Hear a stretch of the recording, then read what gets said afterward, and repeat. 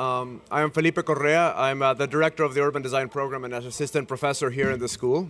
And really, on behalf of Ana Maria Duran and myself, we're delighted to welcome everybody here today to the symposium, the South America Project, Hinterland Urbanisms, and to celebrate the launch of a research network that will sort of continue deliberating and advancing on the hypotheses and propositions of today's event. So what I want to do briefly is more sort of create a very broad overview of some of the themes or topics that we're going to be looking at today, and then really allow each of the presentations to begin to delve into specific theses and specific hypotheses in order to be able to advance this discussion. And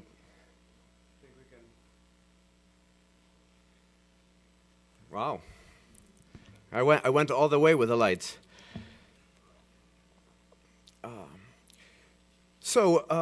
Outside the dense urbanisms of Sao Paulo and the urban ambitions of mid-sized cities like Medellin, the South American continent has seen, throughout the last decade, an unparalleled push for transnational integration and a renewed desire to recast the geometries of its productive hinterland.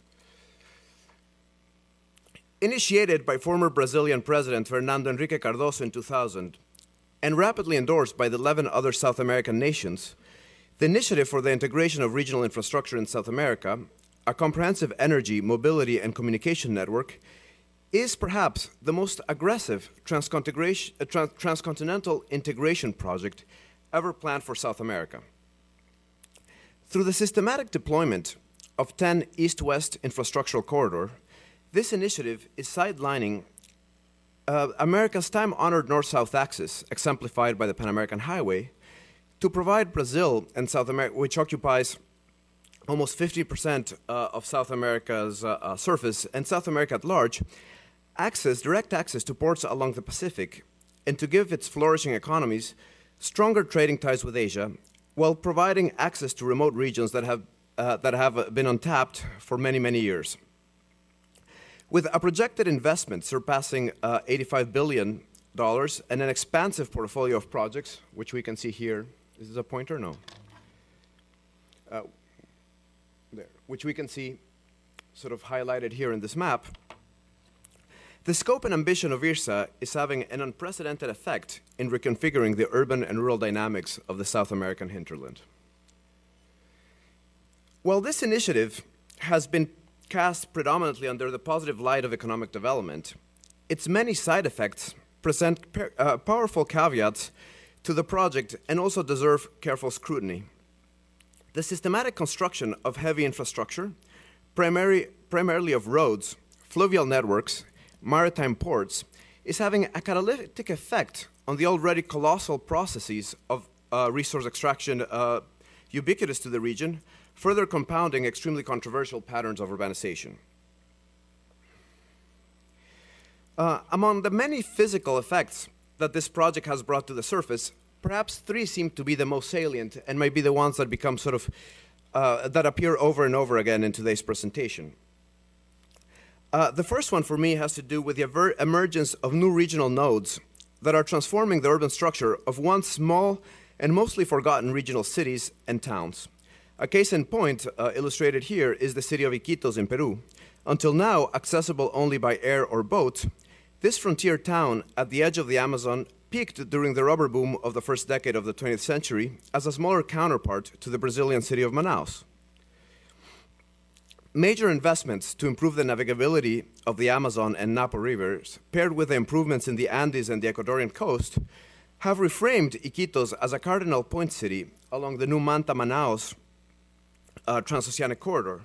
As part of this initiative, IRSA is planning a new port and logistics center for Iquitos, and I think it's interesting to begin to see sort of the larger floodplain of the Amazon and the Napo rivers sort of being considered as sort of as a canalized figure for navigability. And the effects that, for example, this kind of large-scale infrastructure will have in these type of remote towns. Two, or the second sort of major issue that sort of we've identified is the over-infrastructuralizing of the hinterland with heavyweight projects directly related to resource extraction. A paradigmatic example of this process is provided by the rose industry, for example, along high-altitude rural land in the northern Andes. Fresh-cut flowers, a luxury global commodity, occupy an expansive surface that is continuously taking over fertile agricultural plots. In the last 3 decades, countries such as Colombia and Ecuador have been leading suppliers of flowers to the world and have witnessed a complete transformation of their agricultural models from artisanal practices focused on local provision of food into a capital-intensive model driven by the agro-industrial complex. And I think once again here, we're able to see production of flowers along the equator. This also happens in Kenya and Ethiopia, along the equator, along high altitude. 80% or 90% of the roses distributed in the world are grown across this geography. And therefore, this ends up being the result of a large percentage of agricultural land.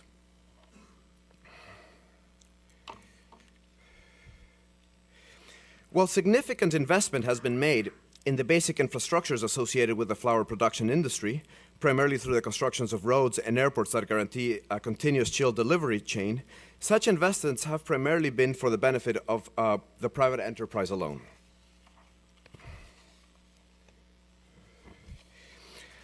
Finally, perhaps the third sort of general category has to do with the consistent urbanization of areas in cities in between cities with extremely dispersed settlements. The metapolization of the hinterland as defined by the French urbanist François Cher. Proportionate to the overinvestment in monofunctional infrastructures is the underurbanization of the South American hinterland. As new roads, fluvial corridors, and airports open up remote geographies for further extraction of raw materials, these regional conduits serve as spines for the proliferation of extremely dispersed forms of settlement that spread out from the recently opened routes and are rapidly transforming the space between consolidated urban areas. Networks of polynuclear and discontinuous villages and towns, primarily fueled by global capital, now spread over vast rural land. This patchwork is altering the continent's interior into a condition neither urban nor rural, but a new frontier of urbanism that must be defined on its own terms.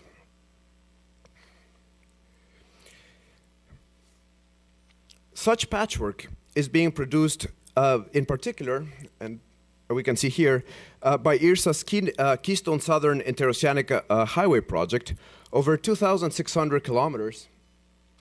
I think I can see it better there. Over 2,600 kilometers of roads have been built or upgraded to connect the core of the Amazon and its wealth of natural resources to port cities along the Peruvian coast, thus to shorten trading times with Asia. The unfortunate side effects of these roads can be consistently seen along the corridor's edges, where a proliferation of dispersed and discontinuous dirt roads, built piecemeal, are transforming this strip of deep jungle into a patchwork of forest, agricultural fields, sporadic residential enclaves, extraction camps, service stations, and warehouses, among many others.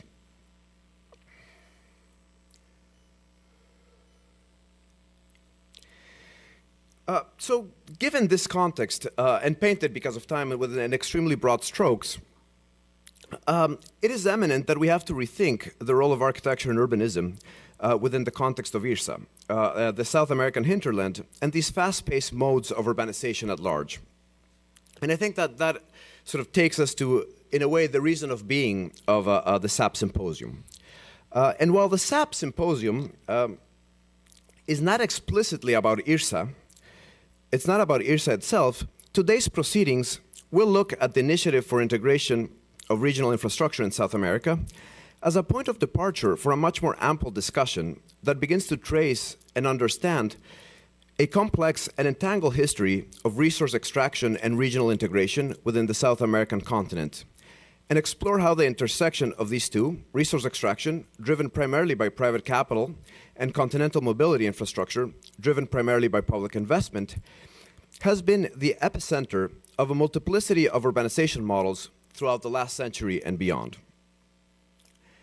In that way, the symposium draws an extremely broad array of architects, planners, and historians, as well as other individuals affiliated to the disciplines of urbanization, in order to instigate a discussion regarding these nascent spaces of urbanization, with the objective to shed light on alternative physical, operative, and experiential identities for the South American hinterland, and search for models of urbanization that go beyond the purely utilitarian resource extraction and the deployment of monofunctional infrastructure, casting perhaps new light on more well-tempered models of urbanization that can spin off from such a vast continental undertaking.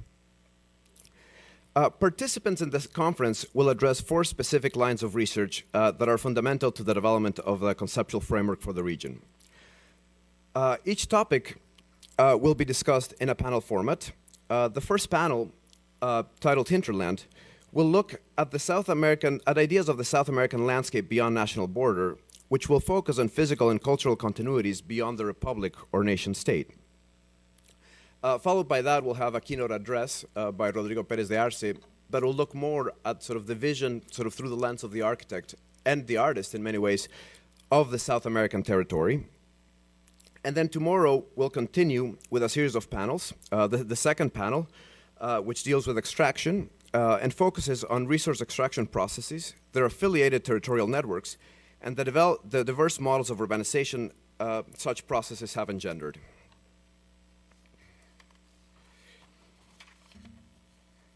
And I think here, for example, we can begin to see very diverse models of urbanization. Curibana, a company town built by SOM in the 1950s in Venezuela as a counterpart to the extraction of oil, as a social project that was a counterpart to the extraction of oil, versus more contemporary models of oil resource extraction where the infrastructure of oil itself has actually become what the city takes over. Rather than the city being part of the resource extraction process, it has become the byproduct of a resource extraction process. And we can begin to see here, for example, around Lake Maracaibo, where wells are becoming the infrastructure for urbanization. The third panel, which deals with issues of connectivity, will look at past, present, and future scenarios of transcontinental mobility infrastructure and their effect on patterns of urbanization.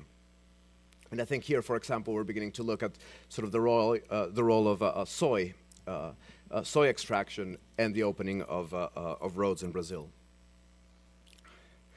And finally, the last panel of the day, perhaps more speculative in nature, will focus on giving center pointers about how the agency of design can better engage the national and international bureaucracies that direct these continental initiatives and beyond, but sort of these continental initiatives beyond the purely anecdotal and piecemeal structure that today permeate these vast undertakings.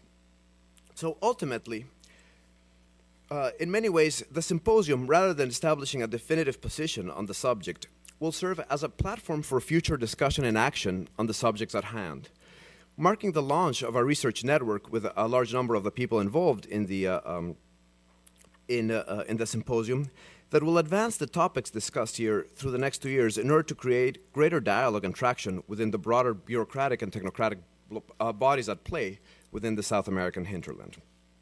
So I think in many ways today, the discussions and the presentations and discussions that we'll have will begin to frame, I think, a larger sort of set of disciplinary positions towards the problematics that have been highlighted here. So with that, I'm actually going to proceed to the first panel, but before doing that, I do want to acknowledge a large number of people that have made this event possible, and of course, my sort of first gratitude is to Dean Moise Mostafavi, who unfortunately cannot be here today, but has been a supporter of the project since the beginning, as well as Professor Raul Merortra, chair of the Department of Urban Planning and Design, who's also sort of supported the project from the start and has always said yes, even when he gets in trouble. I think this project is also possible thanks to the David Rockefeller Center for Latin American Studies, and they've actually supported it not just in spirit, but also financially. So we're very grateful to them, to Ana Maria Duran and Victor Sanz, who have been crucial in the development of the project, and of course to all of the participants and speakers themselves who have traveled sort of from very, very far distance to be here today. So with that, I am more than happy to actually invite Professor Jorge Silvetti to the podium, who will be introducing the first panel and moderating the first panel. Thank you.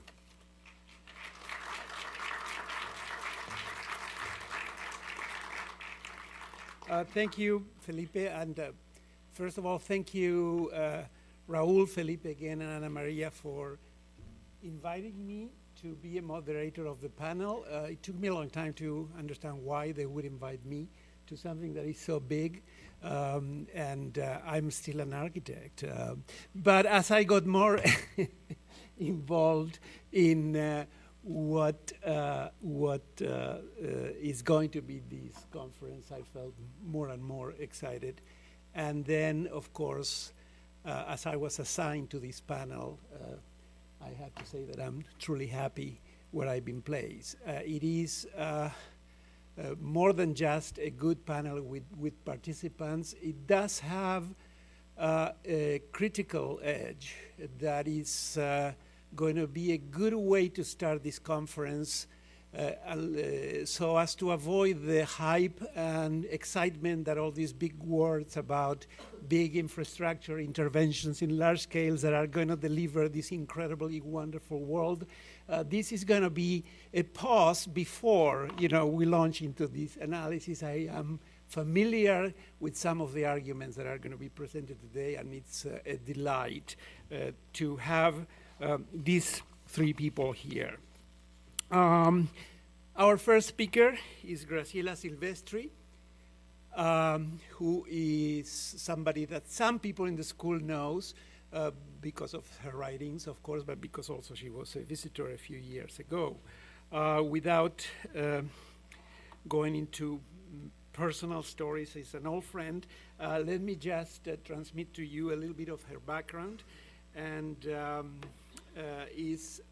Graciela is an architect and a historian. She has worked as a professor and researcher at the University of Buenos Aires and the Di Tella University, also in Buenos Aires, and has been invited as a visiting scholar at the Center of Latin American Studies, Faculty of History in Cambridge in the United Kingdom, and at the Ibero-American Issues Institute in Berlin in Germany. She is currently a researcher at CONICET, which is the National Research Council of Argentina, and a professor of landscape architecture in La Plata University. Her research focuses on the relationship between landscape as a social and symbolic construction, the fine arts, and the design disciplines in South America. She has written articles on the subjects in national and international reviews and books, and is the author of various books, namely and more importantly, El paisaje como cifra de armonía, El color del río, which is an extraordinary book and is the sort of work on the result of her PhD dissertation. Her subtitle is Historia Cultural del Paisaje del Riachuelo. And last year, her last book, El lugar común, is a brilliant and unusual work creating a cultural network between images, be they photographs, literary descriptions, movies, paintings, or even a single adjective, and histories, events, places, and the general culture of a particular society and its identity. And very, very recently, I think a month ago or something like that, a very welcome publication that has collected all her best published articles called Ars Publica. It is a great pleasure to welcome Graciela Silvestri back to Harvard. So, oh, no, here. You have to come.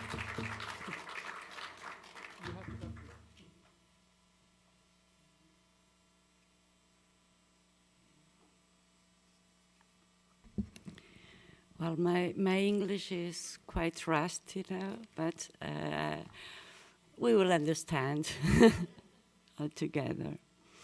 I want to begin with one case that we Argentines and Uruguayans well remember. It is a recent conflict that arose with the construction of two paper mills, one Spanish and the other Finnish, on the Uruguay River. I don't know, here is the... No, well, here, okay, this is the Uruguay River. And pitted the cities of Gualeguaychú and Fray Bentos against each other. We are talking about one of the most dynamic areas in the region, which is the lower reaches of the River Plate basin. But placing the two mills in close proximity to each other posed a threat that pollution in the river would reach inadmissible levels. The protest caused Spanish investors to halt the construction and led to the reactivation of the Joint Committee in control of the waters of the Uruguay River. The cause was even presented at The Hague, but the protest didn't stop and went on for more than 2 years. As times went by, it became clear that water pollution was not the only thing at stake here. The plant itself, I think it's here. Yeah, this is the view. The plant itself. There is a laser pointer here. Oh, okay. Where is the pointer? Here? Ah, perfect. The plant itself, whether it polluted or not, was scandalous for those who frequented the tourist beaches of Gualeguaychú. Arguments brought into question the future of the earth, of course, and things like that. But the fury had very little to do with objective matters, but rather with something as subjective as aesthetic perception, meaning the view, the other, etc. Whether the outcome of the conflict is measured in billionaire economic losses. The Gualeguaychú affair reveals first the myopia of territorial plans which, subject to a technocratic logic, ignore all social or cultural value in their conception, slashing across territory as a white sheet of paper in the name of a supposed objectivity, which later works against the very completion of the projects. Second, it shows that symbolic conflicts cannot be reduced to the dramatic opposition of diverse cultures, the so-called otherness. Argentina and Uruguay share a similar culture, mixed and mesocratic, yet this does not lessen the great cleavage between the two parties in conflict. Third, the case also teaches much about ecological discourse, which attempts to be as objective as rain. We are not confronting matters of facts, as those from the opposite shores of economic productivism and fundamentalist ecology would have us believe.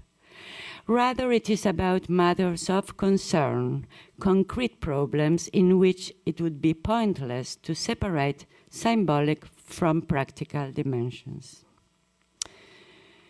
You will say that it's not easy to integrate values with territorial strategies.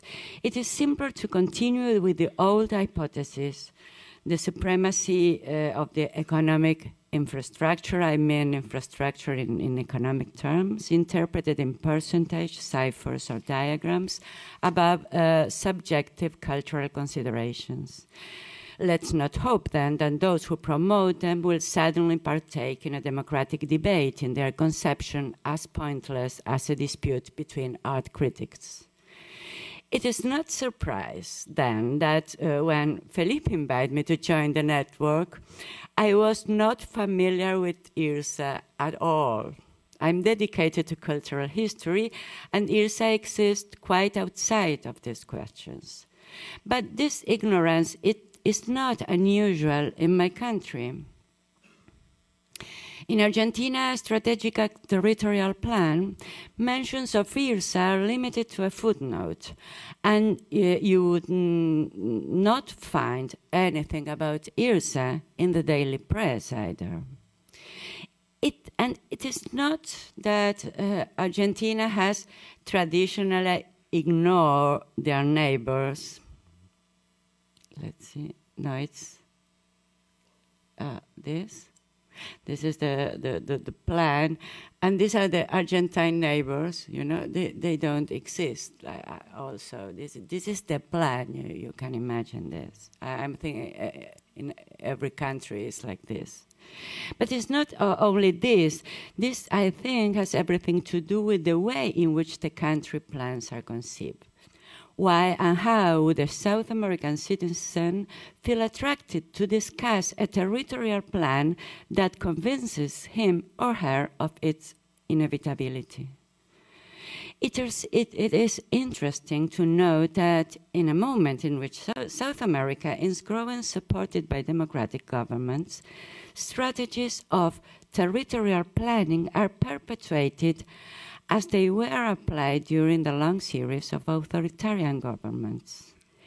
In this part of America, the Bible of post-war modernization is still very much in use, altogether with the neoliberal Bible, as we say, the Chicago Boys. I don't know if here you say the Chicago Boys.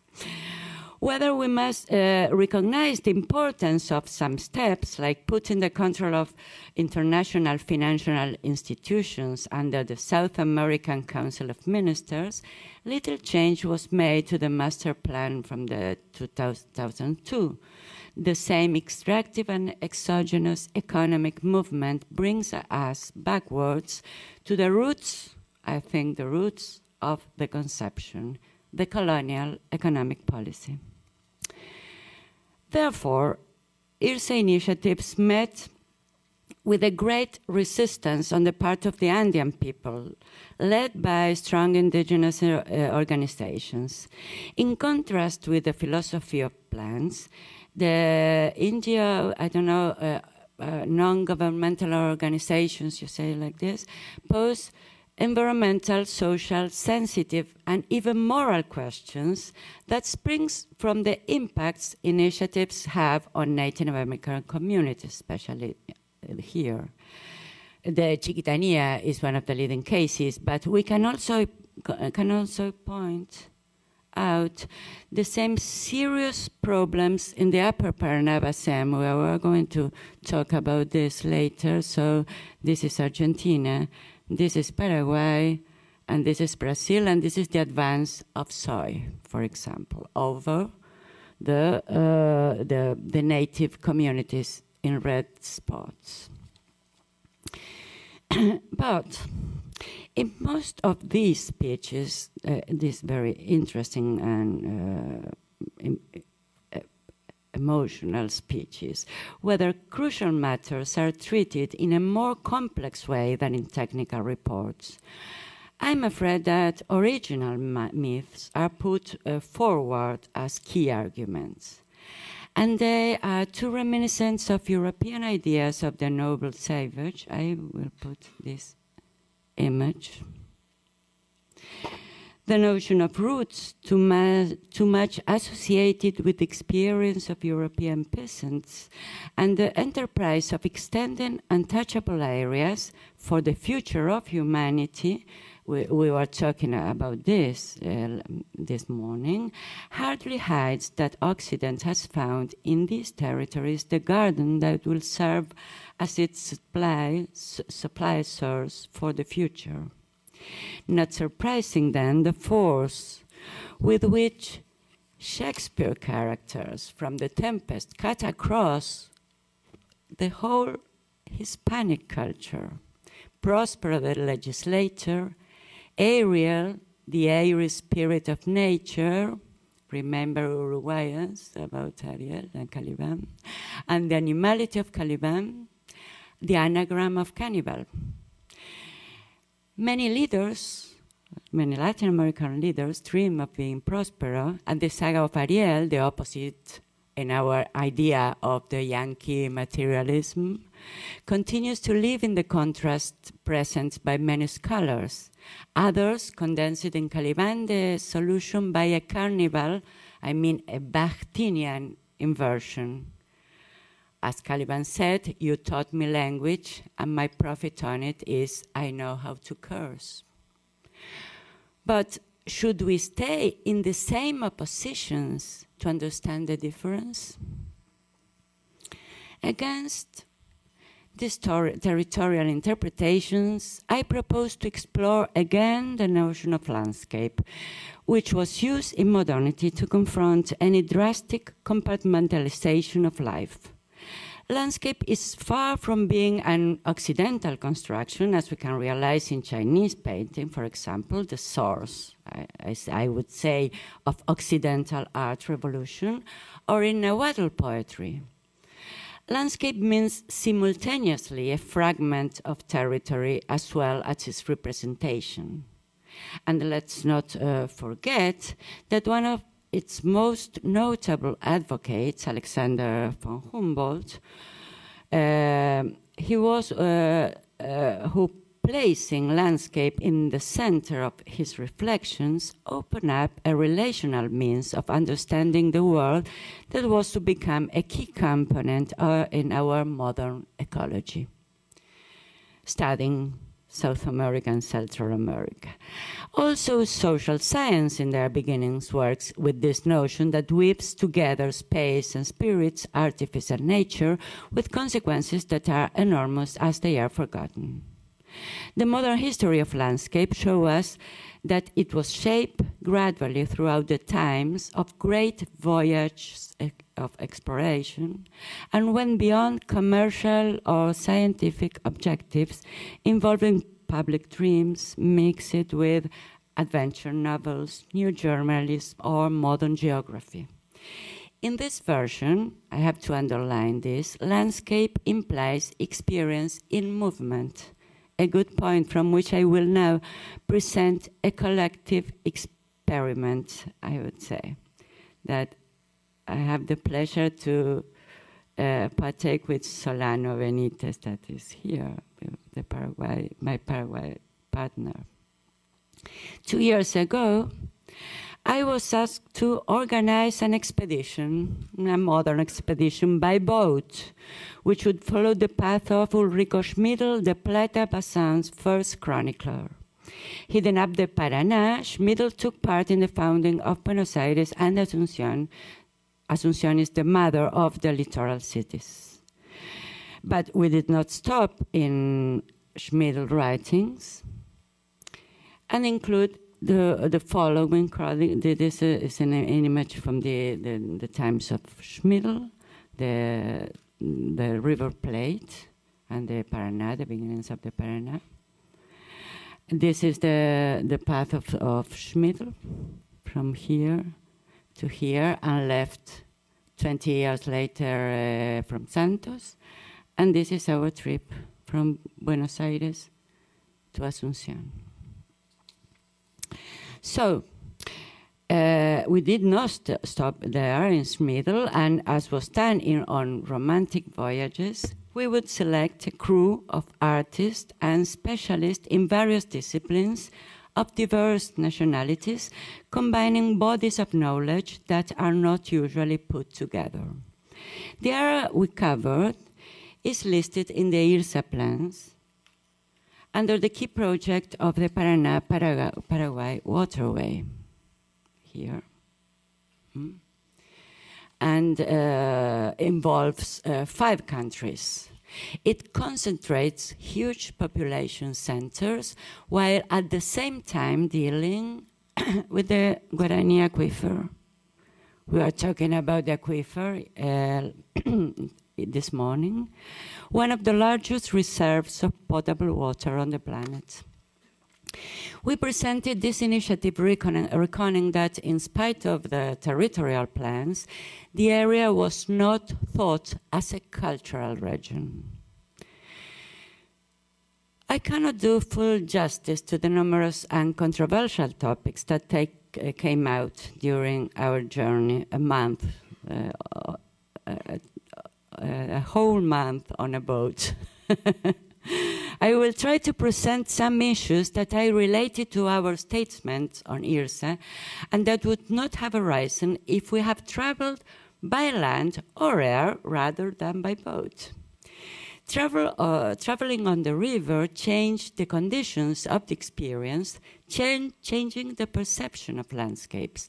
And this was our intention, to consider again the ways in which we think and write, between brackets, space. So the first challenge, and this is the first subject, for all of us was recording this particular space. The Paraná system, here in this old plan, is very astonishing how it's written. Almost reaches the Amazonian system. And they were aware 5 centuries ago. Both rivers create a landscape in perpetual movement, an aquatic territory, I would say, a kind of interior sea that eludes solid stony geology. Early maps like this, not drawn to scale and without coastal details, proved to be more eloquent in their transcription than the latest naval hydrographical records. So, in the manner typical to the beginning of the 19th century, our captain, this is first, this is the kind of territory we are crossing in an old image. This territory is, or this, no, not earth, not water, and the captain made this chart here, no, done by hand in black pencil, using archaic language to describe islands and accidental features that might form from one day to the next. That's why a published card cannot be useful. In some tracks, the pilot relied on nothing more than his own trained eyes, able to discern from colors, smells, and breezes. Water was also the main motive to represent the region, of course, in pictures, films, and poetry. This is, I'm not I'm only putting some images, but this is very interesting way of representing this region through the water, no? Some Argentines will remember these films, this very, like Las Aguas Bajan Turbias, you know, or De Inundadas. But the topic, I think, goes beyond water. We knew that we wanted to set words and things out in a different manners. It's due in part to this that we chose Guarani to name our expedition, a language that resists being written, but is spoken by 5 million people in South America, surviving across social classes, national borders, and, I will say, genocidal wars. We call so the expedition Paraná Anga. I don't know, Solano, if it's good. Anga, meaning the form, the soul, the figure of the Paraná. For the translation, we reject form, which in our culture evokes the fixed, the unmovable, and we decided upon figure, which originally expressed something living, in motion, incomplete, that which renews itself, that which is transformed. The river will surge before us, not as an appearance that hid some essence, but as a figure in constant motion, ever renewed. There is a second series of questions that I've roughly mentioned regarding social considerations that rely in confrontative topics and have everything to do with water. I mean, identity and change, local and global, native and foreigner. But few situations like that of fluvial South America are less capable of being treated in these black and white oppositions. The way of life of indigenous nations was a mobile life.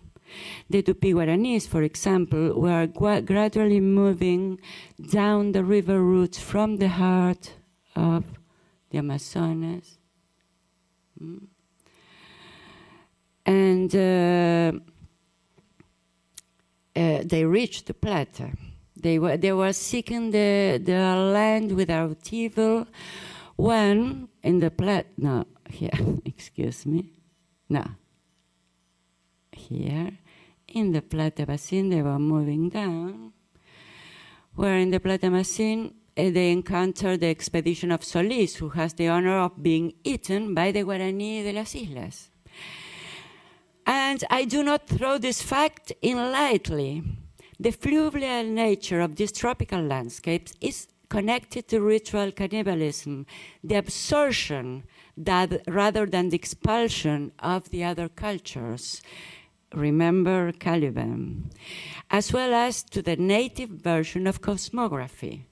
For the Guarani people, according to Bartolomeu Meliá, the earth is not the Pachamama, for example, of the Indian peoples, but rather a body covered by skin and hair, adorned, colorful, sonor, and mobile. No, this is not Guarani, but a Chamacoco girl. So this is the Guarani language is profiling the landscapes, providing place names and broadening our understanding of the regions by naming their variations. Stands out, for example, the importance of the river, and for example, the rivers are clear or white or black. I can't read this is in Guarani and English. This, I think, is the first translation. And sea, for example, which is Paraguay means a watery current crowned with feathers. And the sea, para, is the color of all colors. And this can lead to understand really the landscape. And you know, in this place, what happened with borders between countries? We were very worried about this. Our other crew was international. This is one of the South American problems that we are compromised to change, and we can understand this through historical research.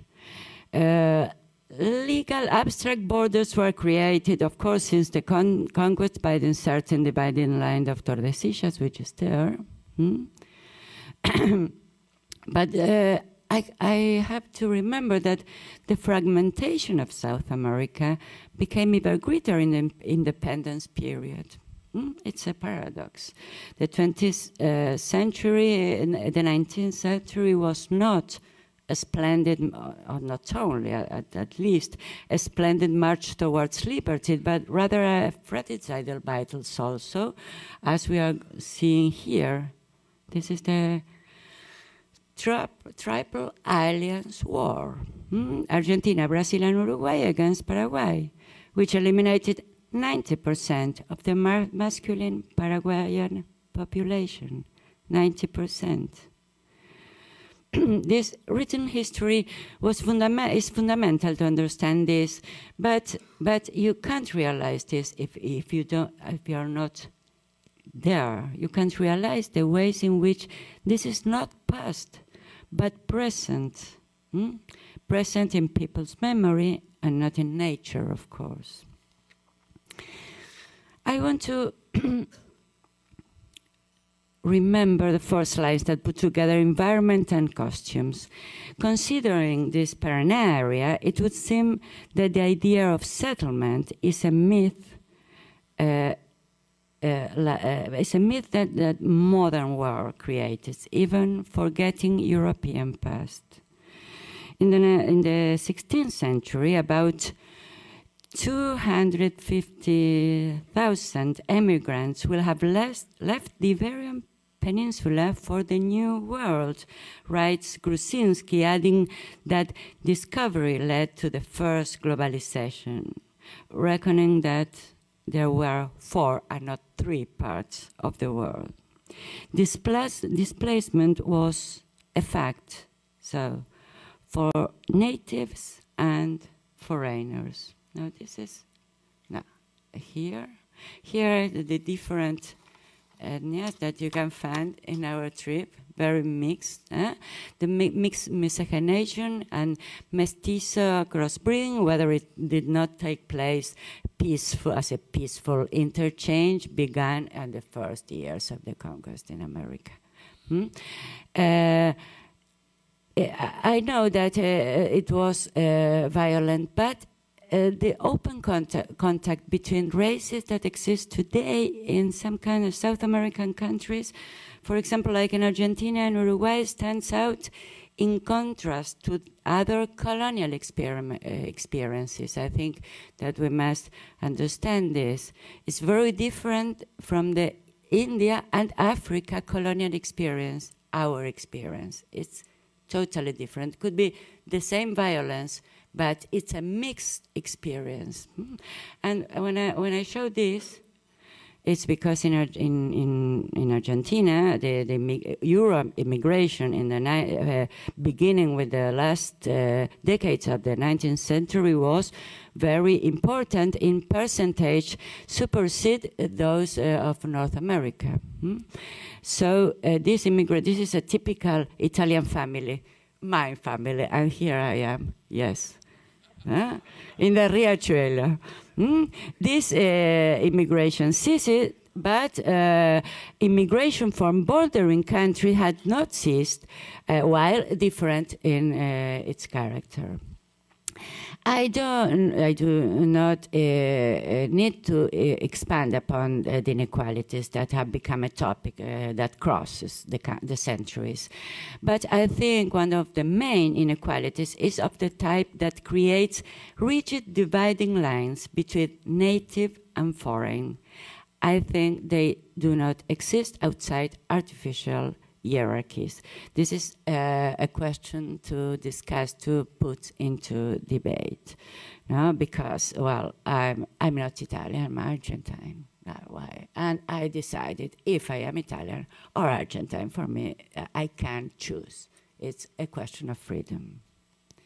And I ever put the food as an example. This is some different ethnies and characters that we cross, from Filipino, Italian, Gaucho, Mestizo, and this is a Guarani woman.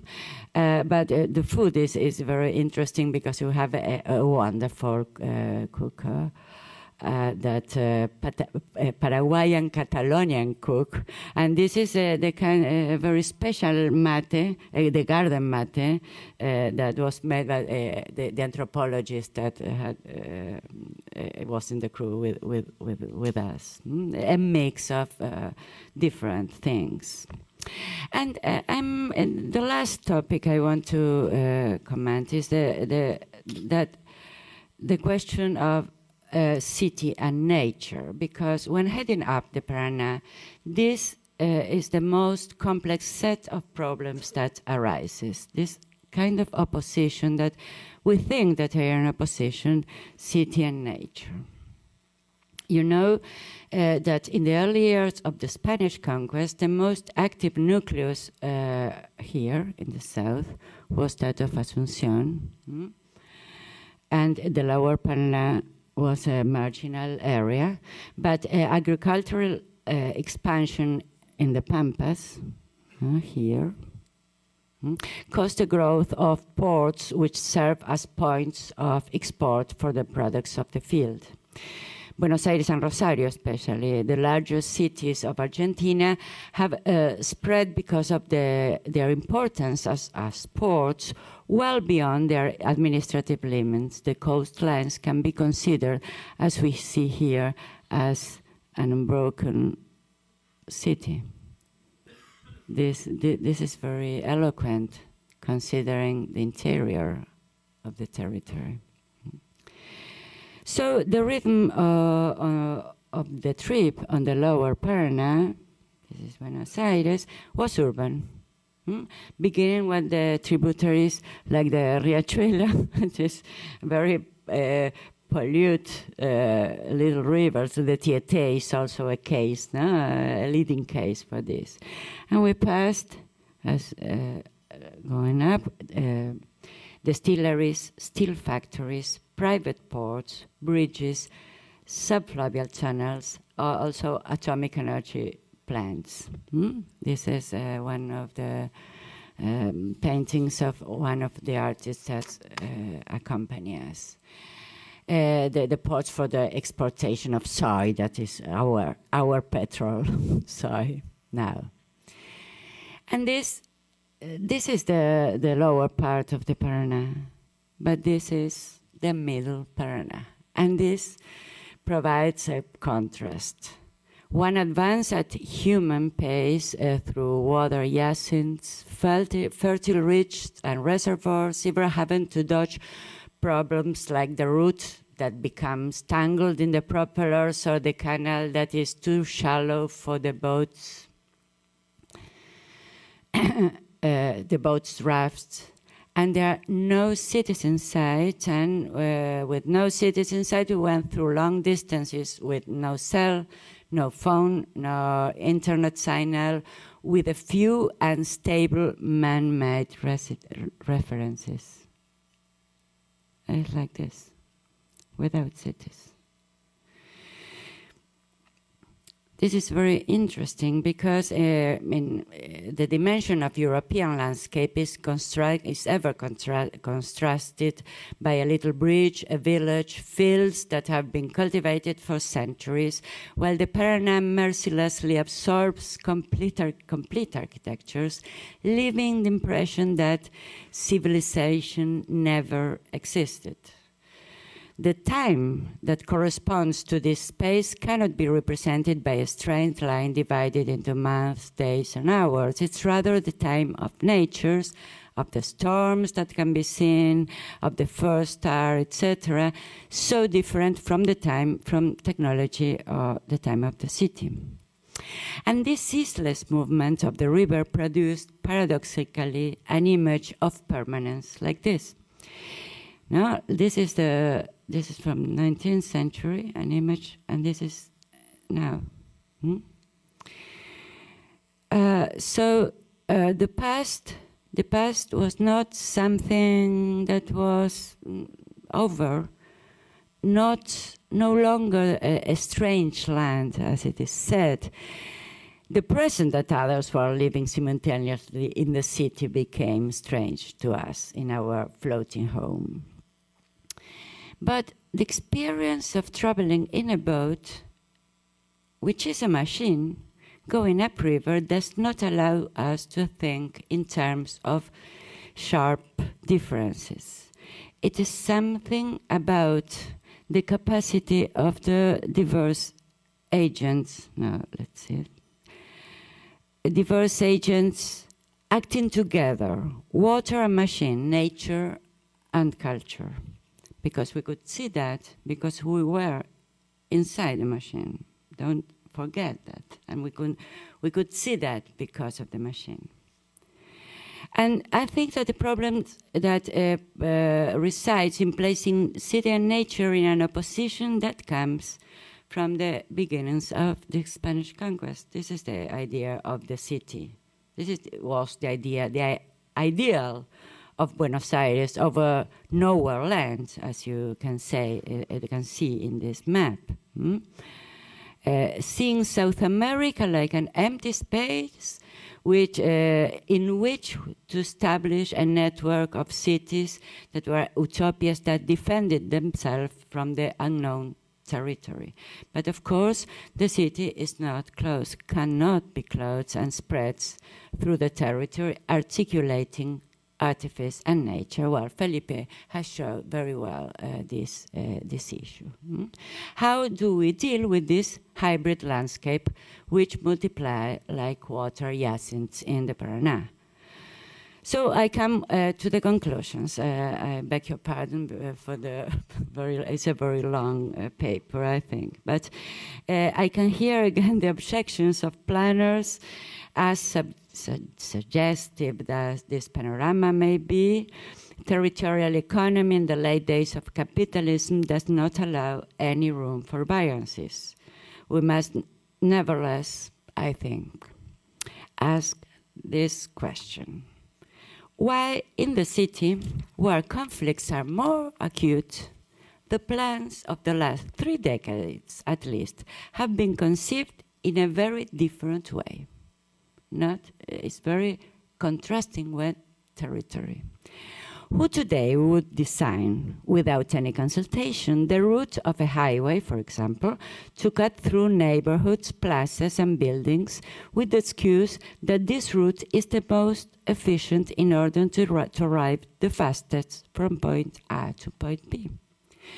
Since the military dictatorship, this would not happen in Buenos Aires. Social life, memory, and even beauty are brought to bear with the same strength as utilitarian considerations. Meanwhile, territory continues to be the object of plans devoid of all quality, as empty as what was seen in the 19th century when men marched off to conquer the desert. The same abstract set continues to be transplanted from its cartography school version to the extra-urban space.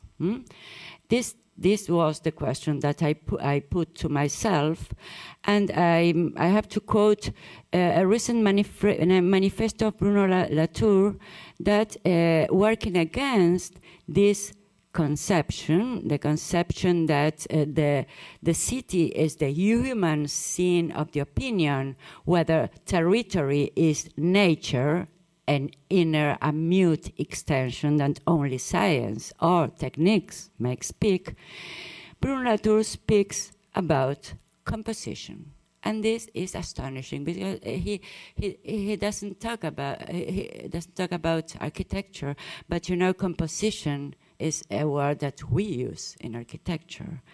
And he says, composition in a Latin version underlines that things have to be put together while retaining their heterogeneity.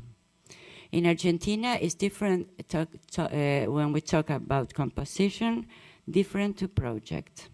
Here, we can talk about these differences, not now, but I dropped this question. Latour does not resign action as critics sometimes does.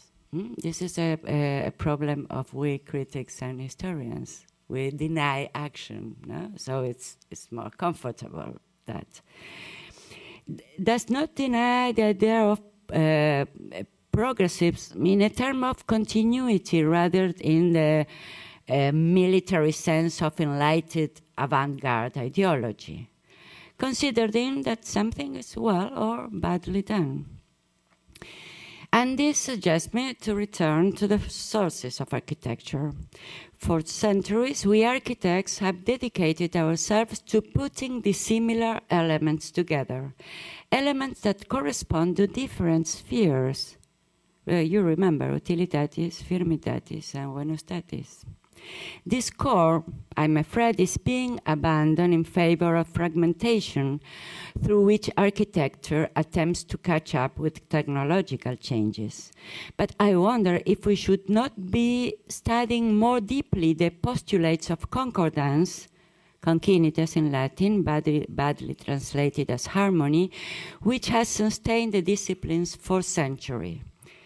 Concinitas comes from cum canto, singing together. And I think that architecture is still a collective art. So it's easier to think also about democratic debates in architecture than in other arts of science and science. The danger is bigger. We can consider ourselves Faustus or Le Corbusier, but the possibilities are broader and far from being unexplored. So Latour's ideas in connection with Pereira experience led me back to the ways in which space and time can be understood. And Latour relied on a long tradition. We have to read again this tradition, Lévi-Strauss, Bachelard, and Foucault, that had taught us that we don't live in homogeneous and empty spaces. They are charged with qualities, fantasies, and dreams. But material extensions has been historically disdained as a mute obstacle to the independent movement of spirit. We want to be transforming angels, says Massimo Cecacciari, doing away first with distances and bodies and finally unavoidable with time. But real life does not work in this way. And you realize when some kind of vital rupture of the fabric of quotidian routine happens, like when you're going in a boat. This is the boat where we travel. No? So the question is about how we move also, how we cross the space. And I think it's linked with space. And this experience that is modern and archaic simultaneously, because the vessel herself is a hybrid, subject to as much to the natural world as it is to the technological paraphernalia, is an instrument, not an ontological presence, and has a particular history and a remarkable beauty. And that's why it's not an utopia, it's another place, as Foucault said, the other places, the other spaces, no? That heterotopies, said Foucault, where disorder makes shine the fragments of a great numbers of possible orders, not one order, a great number. Precisely talks about this in a lecture to architects in the 60s. And among such spaces, which ran from the Indian Taipei, from the back of the garden to the Jesuit missions on Paraguay, which are these kind of places, and among such spaces, of course, the boat. For our civilization, the boat has been, says Foucault, at the same time, the greatest economic instrument and our greatest reserve of imagination. Civilizations without boats are like children who are not allowed to play in their parents' big bed. Their dreams dry up, espionage replaces adventure, and the horror of the police supplants the sunny beauty of the corsairs. And we understand that he's talking about happiness, which is, I'm afraid, the forgotten objective of politics. Thank you. Finish with.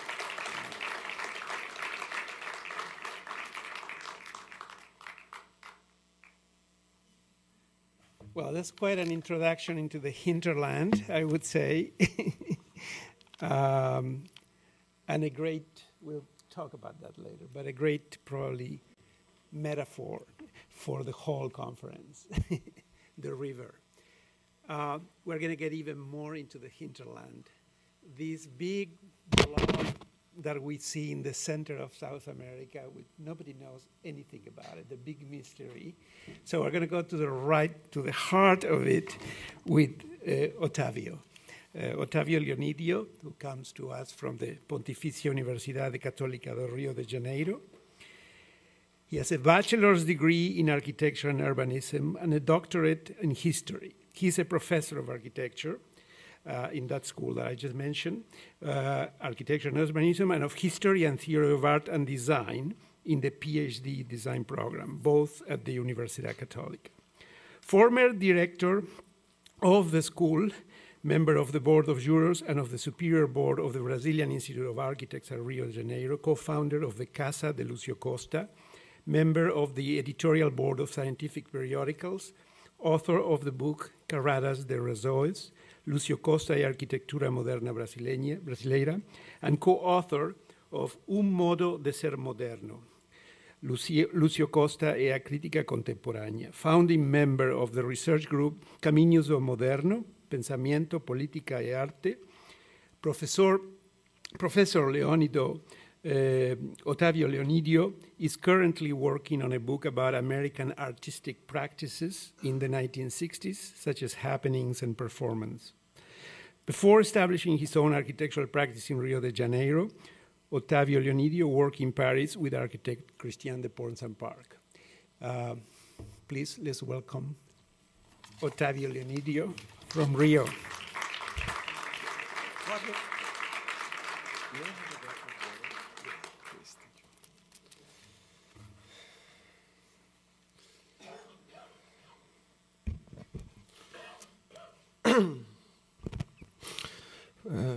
Good afternoon. First of all, I would like to thank Harvard University and the Graduate School of Design, here represented by, among others, Felipe Correa and Ana Maria Duran, who kindly invited me to be here today, and also the David Rockefeller Center for Latin American Studies, who is, in a sense, sponsoring, helping sponsoring this event.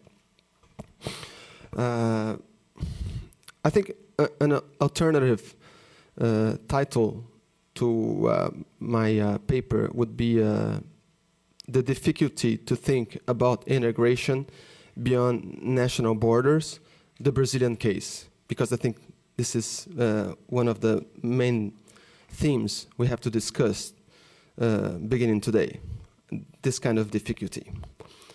And in a sense, I will pick a motto by Angel Rama.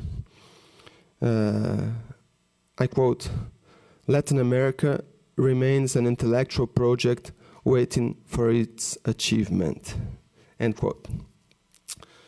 So let's move on.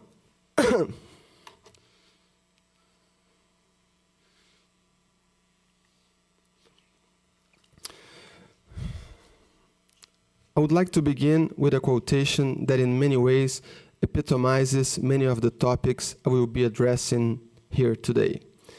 Quote, "The integration function and symbolic value of Brasilia for Brazil, the geopolitical impact of the forest highway in Peru, the major routes linking the interior of Paraguay and Bolivia with ports in Brazil and Argentina, the Pan-American Highway, the major hydroelectric projects throughout, demonstrate that Latin America is advancing towards its own frontiers and new centers of life and an urbanization scheme complementary to what already exists will no doubt arise as the expression of a new Latin America, a Latin America that releases itself from the ties of the past and seeks to express its modernization in the idea of integration."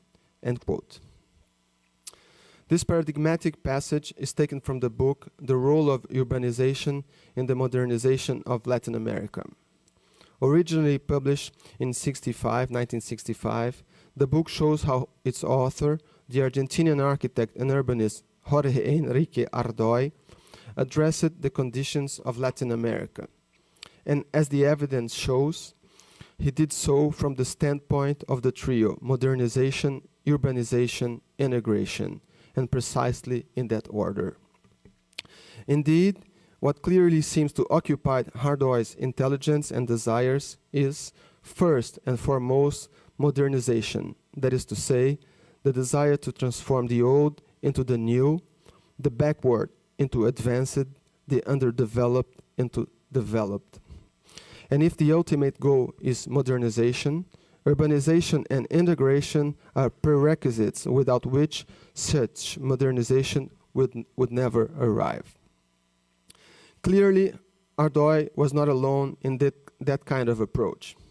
As the Argentinian critic and intellectual historian Adrian Gorelick has highlighted, in Latin America, to modernize meant to urbanize, an assumption that transformed the city into the modernizing device par excellence.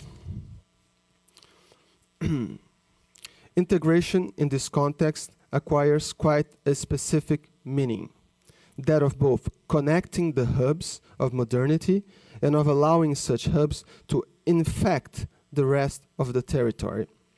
It comes therefore as no surprise that among the major infrastructure projects mentioned by Ardoy, there is an emphasis on the great highways, the medium without which modernity would never spread throughout the territory. From these perspectives, if it is true that the Latin America of Ardoy and his contemporaries actively participated in what Gorelick called the expansive cycle of modernity, throughout the territory, within the society, and forward in time, the specific nature of this cycle on the South American continent should be singled out. One needs to bear in mind the key role played by the problem of the void in the Latin America imagination.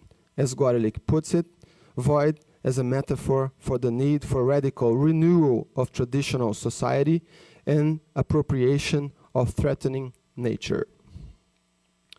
Obviously, as the passage from Ardoi text makes clear, this South American void is not just absence, lack, need. It is also opportunity, occasion, convenience. Once again, Ardoi words are paradigmatic. New centers for living and an urbanization scheme that is complementary to what already exists will no doubt arise as the expression of a new Latin America. Perhaps surprisingly, Ardoi's statement reveals that if the issue here is primarily the integration of South American continent, it may be necessary to allow for national specificities. Indeed, Ardoi's words seem to imply recognition that in the broad and optimistic panorama of a fully integrated Latin America, a country like Brazil, for example, might present itself as a reality endowed with particular needs. After all, as Ardoi recognizes, the integrative function and symbolic value of Brasilia relates primarily to Brazil. The key point here, however, is not about Ardoi, but rather the evidence that in the Brazilian intellectual and political context, the idea of a Brasilia for Brazil is, as we shall see, really a commonplace.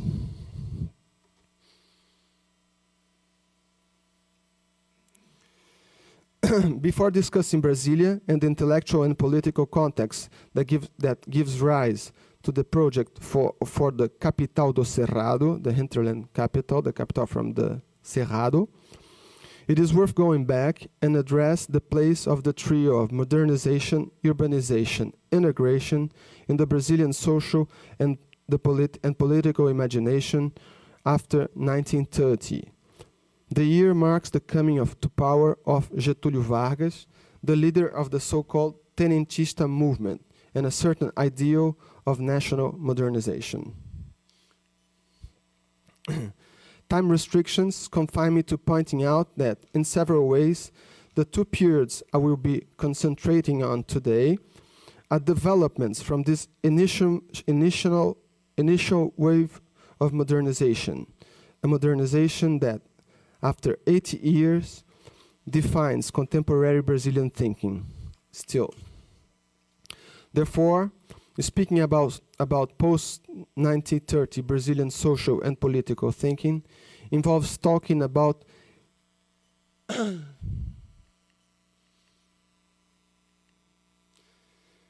cascades of modernism, that is to say, successive and cumulative waves of modernizing thinking that, since then, has been translated into a collective effort to overcome the past and reach for the future. So, skipping over the first wave, we move directly on the second wave of the post-1930 Brazilian modernization, the so-called national developmentalism. As we have said, it should not be supposed that the ideology of the previous period closes with the advent of developmentalism. Yet, it should be recalled that just as the world changed after 1945, so too did Brazil. Objectively, the main change is the establishment of the Companhia Siderúrgica Nacional in the state of Rio de Janeiro.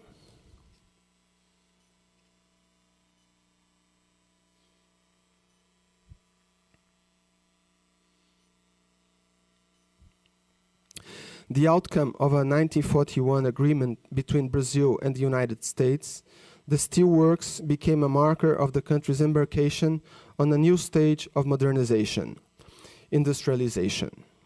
For the modernizing Brazilian imagination, Volta Redonda, as it is known in Brazil, meant that the basic conditions had been established for Brazil's entry into industrial modernity. But it was not just the material conditions that changed. The theoretical and conceptual precepts behind Brazilian modernizing thought had also been changed. The main change revolves around the dialectic pair of dependency versus development, concepts which,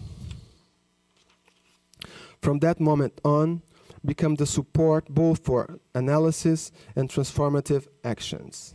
The key feature is a general belief in the idea that Brazil, like the other countries of Latin America, was tied into a vicious circle of dependency and underdevelopment. The theory emerges within one of the most emblematic institutions of the period, the Economic Commission for Latin America and the Caribbean, CEPAL. It is in the context of CEPAL and based on the economic thinking of Raul Prebisch that one of the most influential theories of the 19th century Latin American thinking emerges, the so-called dependency theory.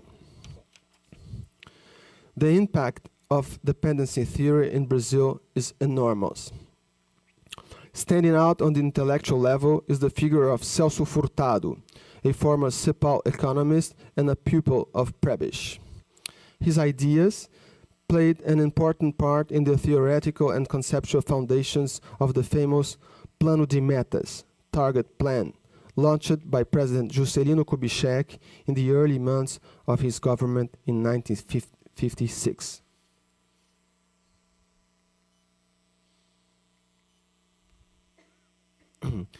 The Plano de Metas is a synthesis of the social and political ideology of Brazil, desenvolvimentismo, an ideology that, as we shall see, places great emphasis on the idea of integration. Latin American integration was not a priority, however, due, among other reasons, to United States resistance to the CEPAL progressive ideology.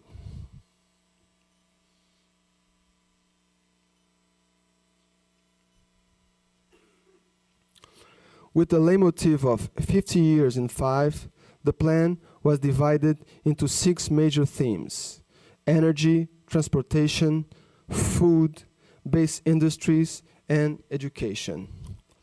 Brazilia's role in the plan is crucial. It is not just the 31st and final target. It is the synthesis target. Frequently termed the capital of the national integration, Brasilia is a good measure of how integration forms one of the fixed ideas of Brazilian national developmentalism.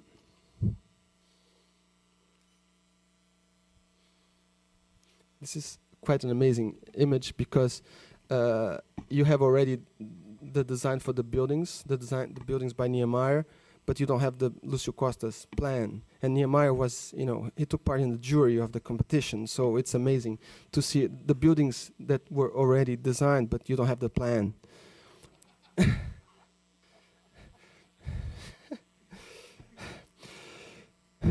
The fundamentals of the developmentalist idea of integration are, of course, handed down from the previous modernist cycle, but they can be said to be updated by Brazilian developmentalist thinking, beginning with Celso Furtado.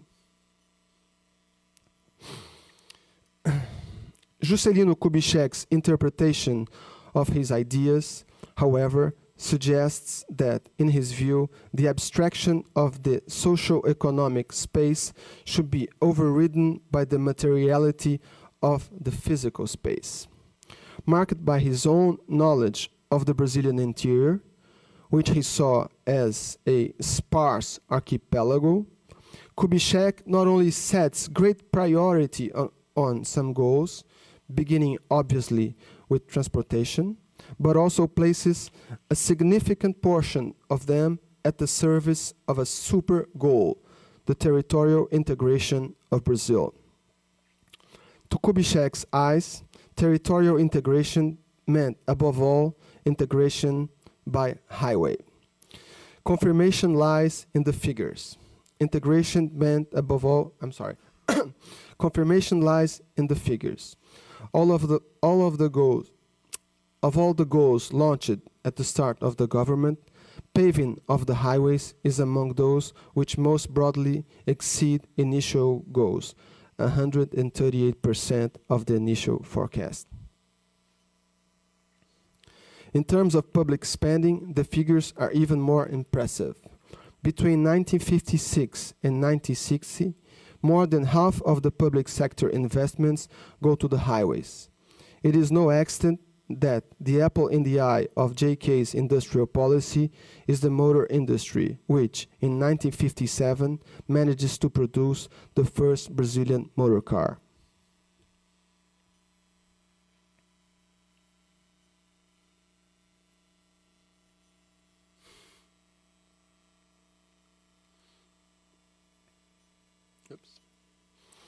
This is the intellectual and political context that sees the emergence of Brasilia, a city which, in many ways, is the epitome of Brazilian national developmentalism.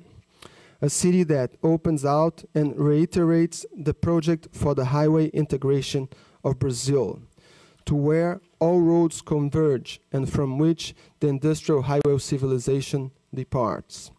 A city that expresses the belief in the notion of the hub in its various versions: development hub, hub of equilibrium, energizing hub, radiating hub, economic hub, advanced hub, a hub from which, in any event, modernity would supposedly spread throughout the whole territory of Brazil. A city that conveys the idea that the interior of Brazil is a void, a wilderness to be occupied, conquered, and colonized. A city that epitomizes the role of the ideas of planning and plan within the framework of Brazilian developmentalism, appeared in the national culture, in which for the first time, and perhaps the last time, architects challenge economists for the position of the most influential intellectuals in national debate. A city that epitomizes the proverbial optimism of the 1950s Brazil and its impressible confidence in its own capacity for achievement and overcoming obstacles. A city that conveys the sensation that Brazil had finally reached modernity.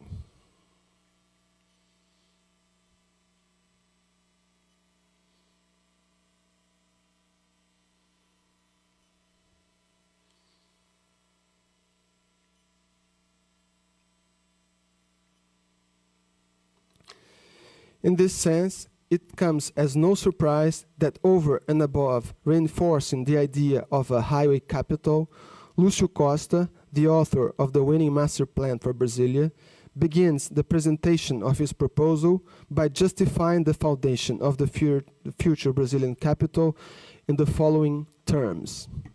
Quote, "This is a deliberate act of taking possession, a groundbreaking gesture still in the mouths of the colonial tradition. The solution presented here grew out of the primary gesture of someone who indicates a place or takes possession of it, two axes crossing at right angle. In other words, the actual sign of a cross." End quote. In terms of Brazilian social and political thought, the justification makes complete sense. And if indeed what the urbanist has in mind is a hub, it is clear why Lúcio Costa's Brasilia never considered either organic growth or progressive outward expansion. On the contrary, it was conceived from the outset as a confined organism which should therefore never spread beyond its limits. In this sense, Lúcio Costa's design is emphatic. If the origin contains two axes crossing at right angle,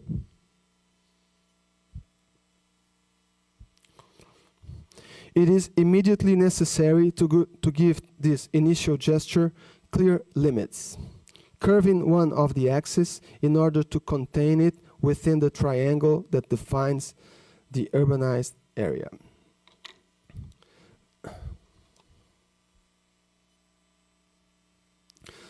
The Rio Brasilia undertook to prove the effectiveness of the plan. As a physical and symbolic hub, ever since the time of its construction, the city attracted hordes of workers arriving from all parts of the country. As we know, the space reserved for the real city for the migrant population never corresponded to the space occupied by the ideal city in their hearts and minds. And if, as the plan prescribed, the city should never exceed its boundaries, the only option for the recent arrived was to occupy the outskirts, in precarious settlements eloquently termed satellite towns.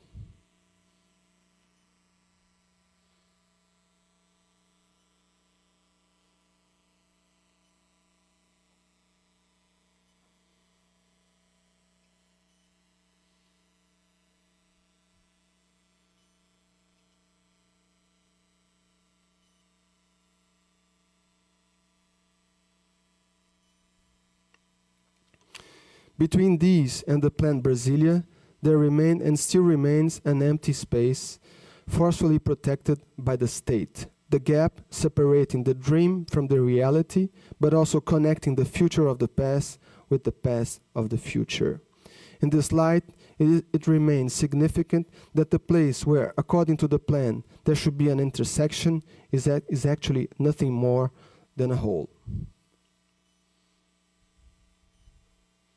This is the intersection. I'm not exaggerating, it's the actual intersection. Similarly, it is both significant and sad that the man who more than any other embodied Brazilian national developmentalism and its desire for highway integration of Brazilian territory and its fascination for the motor industry should have died in a road accident. The accident happened in August 1976, at the height of the military dictatorship and its Brasil Gigante project, Giant Brazil project.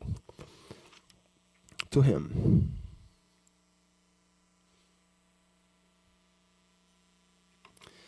The coup d'etat that established the military dictatorship in Brazil took place on March 31, 1964. To suppose that the coup represented a rupture in the development of Brazilian conservative modernization is misleading, however. For, as we shall see, despite the exceptional nature of the regime, the Brasil Gigante established by the military is, in many respects, both a confirmation and an extension of the modernist agendas that preceded it. As in the previous cycles, the issue is always to modernize, urbanize, and integrate.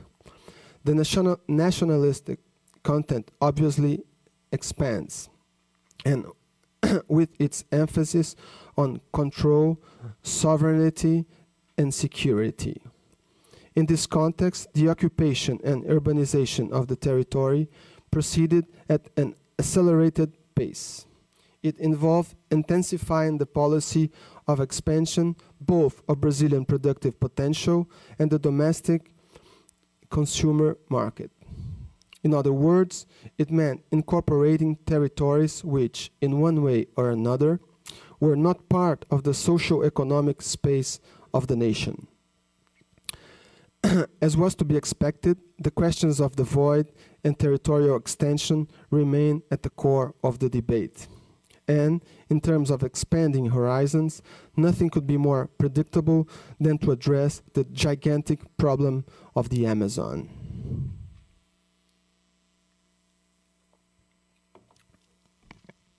What was meant by the problem of the Amazon had no link whatsoever with environmental issues. Quite the opposite.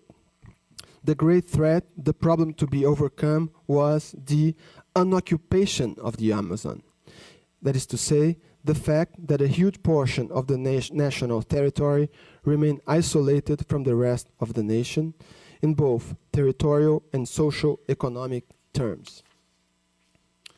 A document from that period, an unofficial report produced by SUDECO, the Secretariat for the Development of the Center-West region, epitomizes how the Amazon was seen at the time by the military regime. The document, published in 1970, states that while the South and Northeast regions accommodated 92% of the Brazilian population on 36% of the national territory, the remaining 80% was spread across 64% of the territory. The problem of the Amazon was therefore the almost total absence of population. The region therefore had to be conquered and mobilized, something which, in the view of the regime, was within reach. I quote, "Today, we can decide who should go to the Amazon, and we can also direct the process of its occupation. We need to unleash it soon, so that this area can be occupied and mobilized to its potential and can assist us. The problems of the Amazon are huge due to the density of the forest, the spareness of its demographic density, human occupation concentrated only along the Great River Valley, and the lack of physical support to allow channels from the river for the establishment of intensive agriculture." End quote. The strategy adopted to overcome these concerns clearly shows the extent to which the precepts from the previous cycle in many respects persisted, starting with the idea that occupation, integration of the territory should primarily take place through the motor car. Indeed, the precondition for the conquest of the Amazon would be, as the document stated, a system of roads which, at least in theory, would bring about a spontaneous migration of large contingents of people.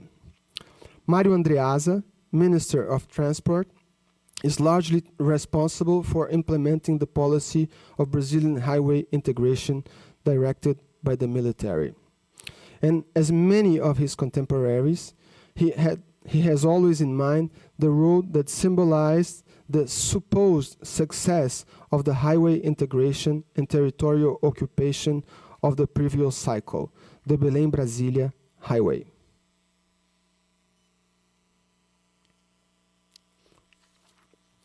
Indeed, as stated by a 1970 National Department of Highway DNER report, the Belém-Brasília Highway was a perfect example of the effectiveness of both the internalization of the technique and of establishing men in the most remote regions of the country. I quote, "One example of this is the Belém-Brasília Highway. Opened between 1957 and 1960, it now has more than 50 towns along its edges. Where previously there was only the roar of the wild animals that still occupy the vastness of the Amazon." End quote. As we can see, the idea of the forest in this context is anything but a bucolic wildlife sanctuary. As surprising as it may seem today, the prevailing idea was that the Amazon was in fact a threatening forest of roaring wild animals. It was therefore urgent to put an end to the green hell, a term used in the on the persuasive institutional campaigns by the Amazon State Highways Department.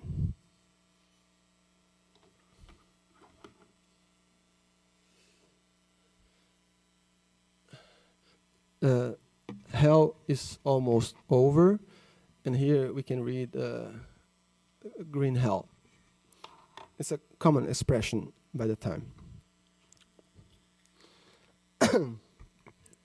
The idea was not confined to official discourse.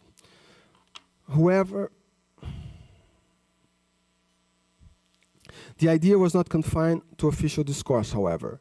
An analysis of the advertising campaigns run in the Brazilian press during the 1960s and 70s indicates that for many Brazilians, the Amazon was seen as a wild backcountry. At best, the region would therefore be converted into a great garden. That ideal was considered by people such as the editor of the prestigious magazine Manchete in an editorial published in 1971. Moreover, judging by a Sudam advertising campaign, it was not even necessary to wait for the near future. I quote, "The Amazon that you learned about in school no longer exists. Look for an Indian settlement today and you will find a factory. Or a modern farm, where 10 years ago there was only forest, now you can be run over." End quote. It is not surprising, therefore, that according to the DNR report, published some months after the beginning of the works of the Transamazônica Highway, I quote, "Of all the highway projects in Brazil, the one that most excites the imagination of governmental bodies and private initiative is the Transamazônica, which has just been given priority by the President of the Republic." End quote. And so it was that in late 1970, Andreasa proudly announced that Brazilians had taken the great decision. The government would build the Transamazônica Highway.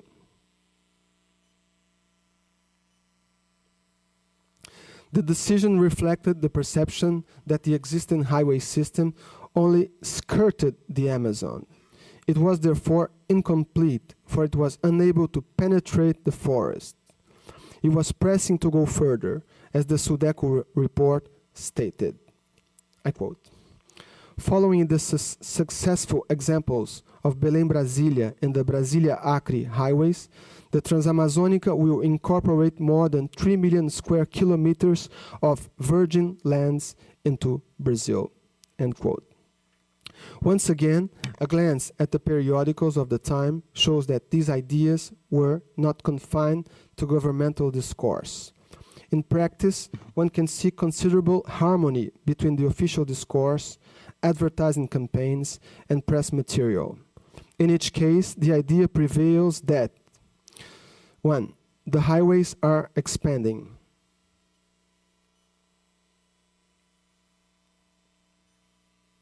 Surprise. I love this one. And so, Brazil progresses.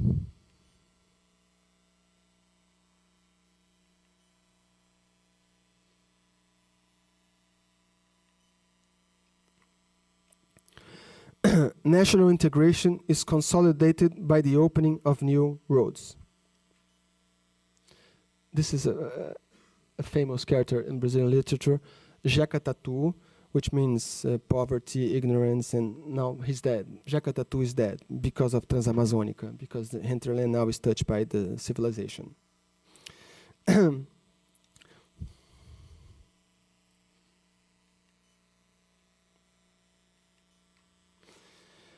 Also, the idea that the motor car can and should be able to reach anywhere in Brazil. Hence, the need for national coverage of breakdown services, manufacturing guarantees, insurance, and so on.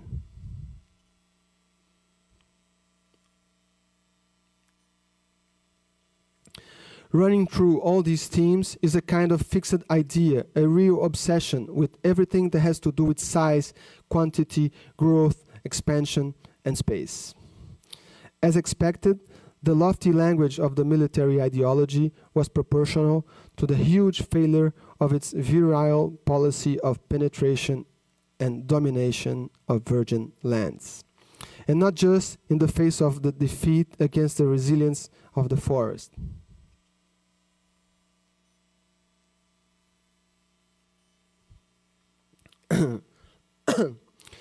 As could be predicted, the policy of spontaneous migration envisaged by the military and was particularly disastrous.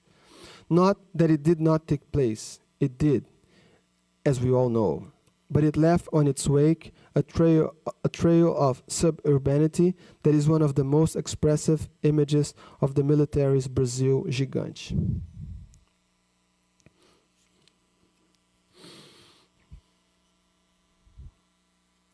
The national integration policy set in motion by the military regime was not, however, confined to expansion of the car highway agenda.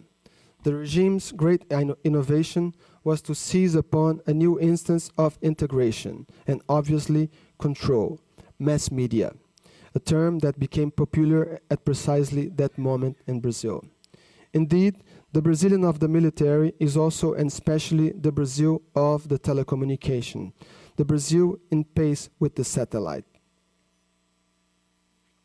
The military's attention to this topic dates from the early years of the regime. Its development is staggering. Embratel, Empresa Brasileira de Telecomunicações, the Brazilian Telecommunications Company, is created in 1965.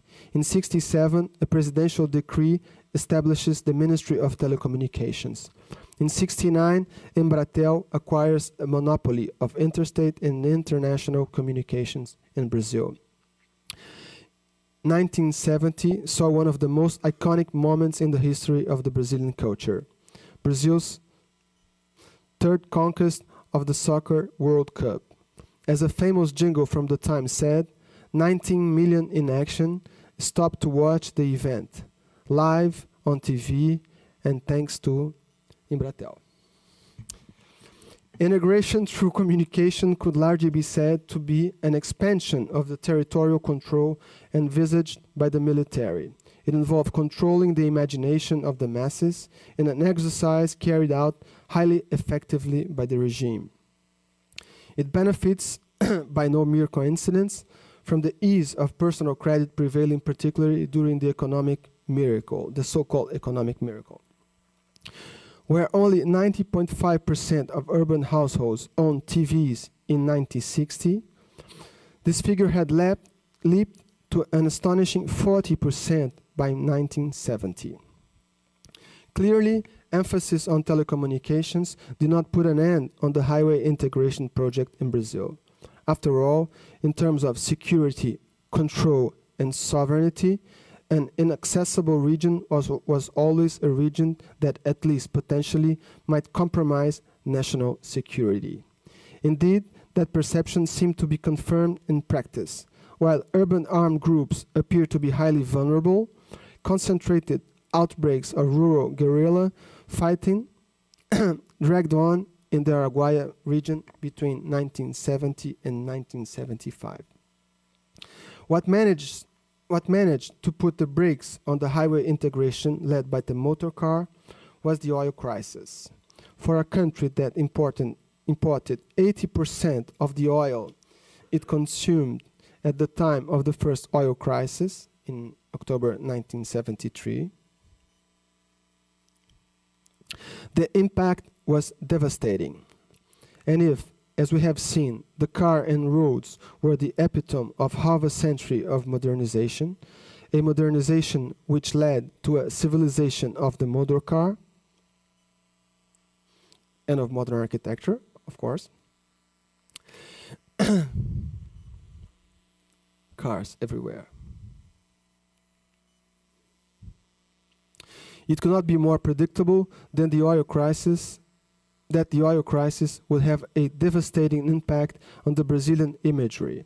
Once again, there is a clear harmony between official discourse, advertising campaigns, and press material.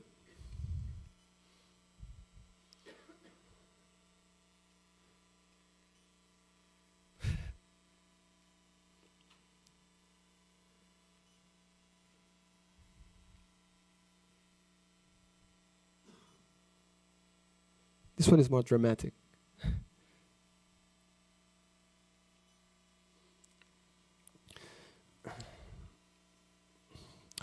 As was expected, the ideology of Brasil Gigante had great and long-lasting consequences for Brazilian foreign policy, particularly vis-à-vis the South American subcontinent. For, in one way or another, the Brazil of the military and its ideal of security as development always tended to relate to its South American neighbors as a power listened to by the strong and respected by the weak. Despite its periodical variations and nuances, that foreign policy can therefore be said to be a policy of national interest. As a consequence, the prevailing option was for bilateral relations rather than more Pan-American agreements. Relations between Brazil and its neighbors were dominated by a climate of distrust. On Brazil's side, apart from the undeniable intention of regional hegemony, there is a prevailing fear of the communist threat, which is transformed into paranoia with the election of Salvador Allende in Chile in 1970.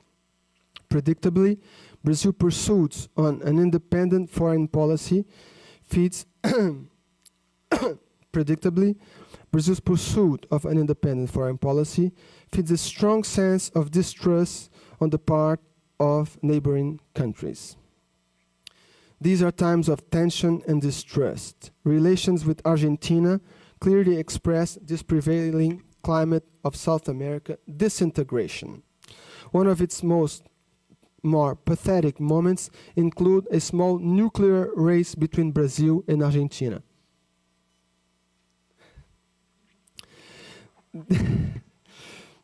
This explains why, even during Ernesto Geisel's government of relative political détente, the prominent theme of international relations is security and sovereignty.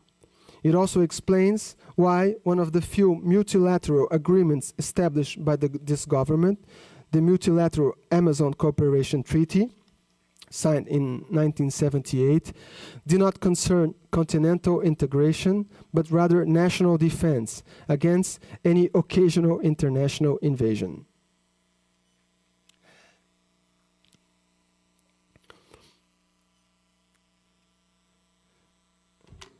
This one is interesting because Latin America is the last one on the list.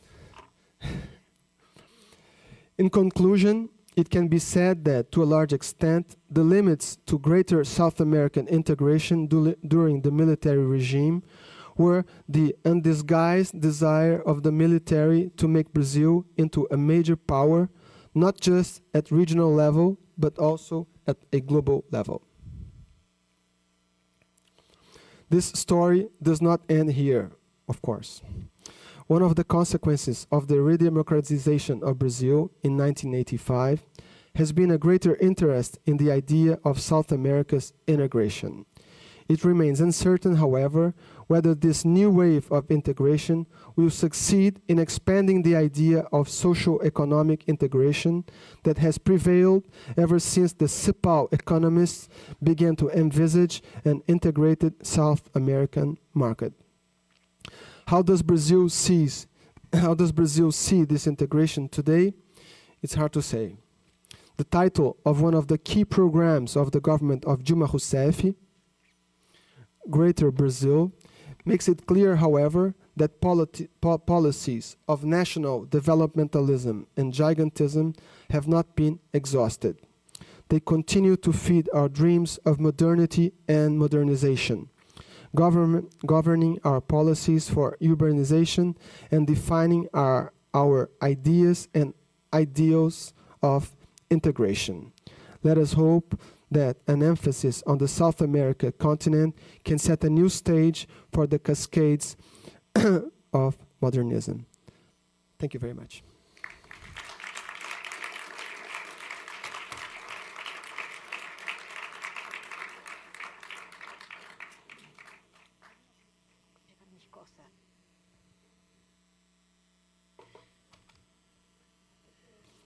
Good.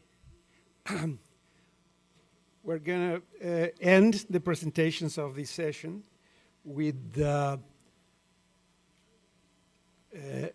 presentation of Graciela Schneier-Badanes.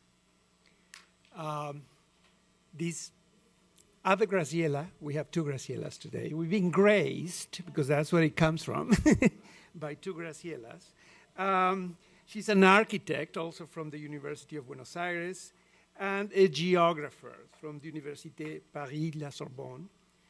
As professor of the French National Research Agency, she is the director of the International Joint Center for Water, Environment, and Public Policy, the CNRS of the University of Arizona.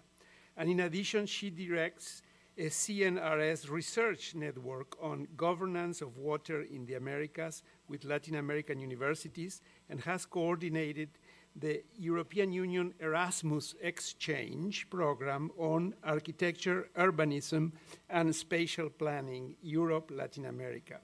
She teaches at the Institut des Hautes Études de l'Amérique latine and at the École d'Architecture Paris-La Villette. She has extensive published scientific books, water and sustainability and in arid regions, for instance, and many, many others. I have a big list here, but I'm not going to go in my poor French to try to tell them, but it's all available. Please, let's welcome Graciela.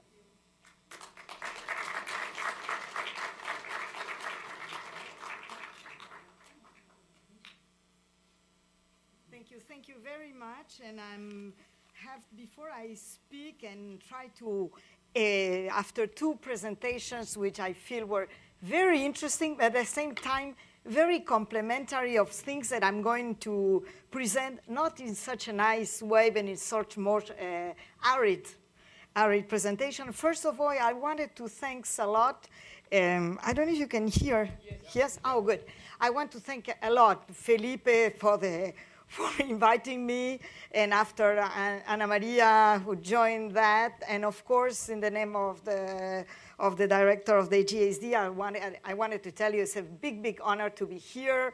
I remember very much all the story of this center, and you will see that in my presentation, I have a 7 minutes film that is based on a story, a real story that started here. The film shows more MIT, but okay. So I'm going to introduce to you briefly the idea we discussed with Felipe to what could be my contribution to this seminar. And I would like to say that honestly, it's a long time I don't see such an exciting endeavor as you are doing here. So I would really like to that what I'm going to say can be seen as a contribution, and of course is open to discussion. So the idea I had in presenting my 3 case studies, mostly one, is to review what we call territorial models. I know that in English there is an issue with the word territorio or territoire, because it uses as an adjective, and there is not a theory like in Latin American, Hispanic, and the Brazilians also, and for example, the French. We use the question of territoire and the territorio in a very strong way because it links the spatial dimensions and the human dimension in only one word. To recall you, when the French sell their wine, they talk about this comes from the terroir, which is the same root, okay? So, so my summary would be like this. I will go very quick on the IRSA issues because we have been discussing a lot, but I would like to stress some of the contributions of these 3 territorial models to the debate on IRSA and other orientations. And I will use to present my case studies a framework based on what we call network urbanism or network landscapes, which has which focuses in dividing what we call infrastructure in 3 elements and analyze their interactions, not their impact. So the 3 cases I'm going to develop mostly Ciudad Guayana, but since I had very interesting discussions with Octavio, with you, I don't know how to pronounce your last name. So I think these 2, let's say the second and third case, will be useful to connect to the discussion of some of the panels. Will go much deeper than this. And finally, my interest is to see what can these case studies or these things that we are thinking inform design, and this taking into consideration very important issues that come under sustainability. So rethinking IRSA, it seems to me that before speaking of the projects, we should take into account the fact that there is a context evolution since the creation of IRSA in 2000. The presidents who signed are not the same. Ana Maria was telling us about changes coming from UNASUR. So I think that this is an element that is important. And this maybe is important also to rethink the case of the Paraguay-Paraná hydroway, because all the thinking of IRSA, let's say, is the east-west or west-east design. And this you have in some maps, and I saw some map of the SAP, you had that in Hidrovia in little dots. So I told myself, maybe they're interested. If they were the little dots, they didn't erase it. And so which were the challenges? So this was the old scheme with whom we would start all the classes for teaching architecture and Latin American urbanism. And this drawing was done by Manuel Bortagaray when he was coming into Paris. And so I kept it because I thought it was perfect. Even the Línea de Tordesillas was said. And so there is a very long history of infrastructure building in Latin America, as we have seen from the presentations. And I think that there is a strong heritage on this. And let's see about the framework. The framework is the question, if you analyze the theoretical model of infrastructure, of what appears in IRSA, in CAF, in all this kind of generation of thinking, is like an iron and steel thinking. And the idea of the paradigm is that you have a structuring planning components. French planning in the 60s, 70s, like that, very, very heavy structuring, infrastructure, and with that, everything will come after that. And also what is very important is sectorial perspective. That means either the engineers in roads, in water, in telecommunications will frame the question and will frame also the design, which is one of our big challenges.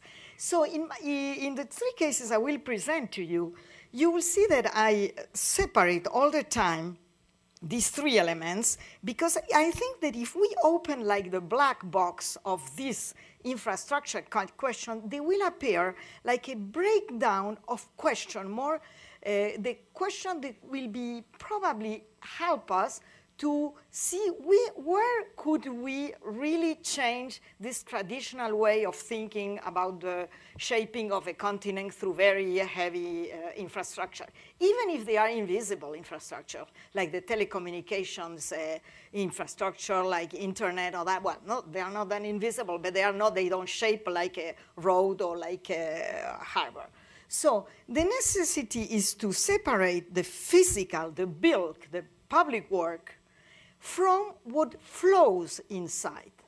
They need to understand the logics of water, the logics of transport, different transport movements. We'll see some in some cases. The logic of understanding that you can keep water, save water, but you cannot save energy, electricity like in a plant. And so that there is an effect on the organization of the space.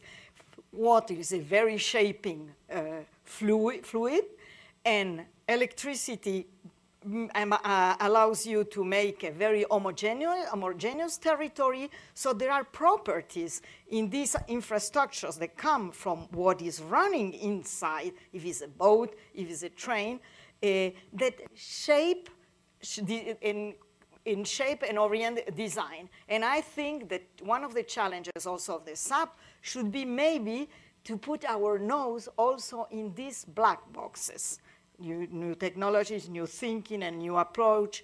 And finally, the third one, which is very important, would be like layers, no? The infrastructure and material build works, the fluid, the management. The management is what sometimes we call that superstructure. but is all which guides and connects the operational of this infrastructure. And I'm like manager, CEO, and here in the management, not in the physical and fluid issue, is one of the big challenges of the IRSA project, because in the management, what IRSA project, it doesn't introduce. It was the movement on the 90s, because we have seen that in all other urban infrastructures with the private, for example, the PPP, public-private partnerships. So this association, and so this is a discussion that put us in the question of management. So that's why, because from an architectural perspective, sometimes I like to divide like that, because I say, of course, I will speak a little bit about governance, no? Because you have to analyze it all together. But I think that there are two black boxes there can be interesting. So the 3 case studies, and so the first one is well, you know this map, so I wanted to show that, let me show you, that one is along Ciudad Guayana is here. So the hydrovia, here it appears clearly, here. And then we might take some analysis, but very parallel, of the alternative issues of what I read, I think it was Felipe who wrote it, low impact, to the search of low impact infrastructures. And I would like to present that case study. Let me see. So here you have, in fact, 3 territorial models. This is the first one, is very famous. The history of this development cluster theory comes from, of course, in France, it was very developed by Peru, by Boudeville, but also all the movement of thinking like ISART here in the United States, and also very much when you review what I did to this conference, they made me work a lot, John Friedman, he speaks a lot, all this question of the core and periphery, and John Friedman was also in Venezuela at that time and worked on that. So the idea, this polos de desarrollo, is kind of those words also mythical. I like the expression of Graciela. Mythical words that like that governors and politicians like a lot. An easy word, but it's a special word. It's a special word, the polos de desarrollo, the cluster development. And they work very much. And polos de desarrollo is contemporary of what Octavio just presented, which is Brasilia and the idea of the new town. So here you have most of the characteristic of the cluster development, mostly already is in the case of Ciudad Guayana. In Ciudad Guayana, as you might know, was a project of the Venezuelan government when it starts the democracy in '59, at the same time at the GSD. So, no, the Joint Center of Urban Studies started. And it's a project of a real voluntad, I don't know how to, will of a very leading and military group that works near the president of the republic, and the first manager president is going to be a high graded, in this movement of his ideas, it was presented that the development mind. So the idea of Ciudad Guayana was that it was going to take base in the local resources, like iron is a very rich area. You will see in the movie, and is even a mythical area with the Amazons or the gold or whatever you want. But it started on the iron and steel like a national, complex. And these were the most important. The idea is in Latin America. See my point number 2. This is a very important. This is a policy that is developed in all Latin America. Some countries take it very strongly, like in the case of Mexico or like in the case of Brazil, this kind of complex of energy, mining, and industry to make autonomous and have the development in Latin America, dealing with our natural resources. And in the case of Venezuela, you find exactly the three elements in industry, mining, and energy. You have the only thing to know that, remember Venezuela is an oil country, base oil country, and also that the area where this is going to be will have the energy. You will see it in the movie in one moment, which has now one of the biggest dams in the world, which is the Guri, mining, all the very, very rich iron ores, and industry that will start in the 60s with the iron and steel, but after, with the prices of oil rising 73, 74, as you will see in the film, there is a big, big expansion of this project, and you will see in the images. The interesting thing that to understand this project, you have to come here. Because, and I was very, very, I like very much when I saw in the exhibit outside to see a city planet in Cambridge. So this was a very, and you will see, because I made interviews, I used to discuss a lot. We were not always, we didn't agree all the time. You will see why. With Lloyd Rodwin, but this was a very, very outstanding experience where the CVG, the Corporación Venezolana de Guayana, would discuss with the Joint Center of Urban Studies here and there. And it's something that was very funny when you do research. I did many years of research in that place. The funniest thing was that they were saying the criticism of Ciudad Guayana, internal criticisms, were, well, this is a socialist project. Why? 36,000 hectares, they belong to the state. And the state could do what he wanted. The corporación could do what he wanted. This was socialist planning. And the funniest thing that the project was done in the capital of the imperialism in the United States. And you will listen to Lord Rodwin, and he makes a smile because he knew what I wanted him to say. And you could see that they plan a very interesting linear city with its criticism, whatever. But he explains what was the system of social and spatial segregation the Corporación Venezolana de Guayana was asking for. And that's what happened in Ciudad Guayana. And you will see that he explains the model of the planning. You will see how he explains it. I'm going to tell you. And you also will see the development of the progress of the industry and how the city grew. It's the fifth or fourth city in Venezuela, but it's a very modern city, a very progressive city, even if it has the problem of the real city, in fact, grow on the other side of the planning area. And most of the 75% of the population, 600,000 people, are what they call marginal. And you will see all that and how they access to housing, for example, when you don't belong to the company and to the companies on the west side in the planned areas, you will see, and you can see there is an extract of what is called invasión de tierras and land occupation. Okay, so I will go, let me see, it should work right now.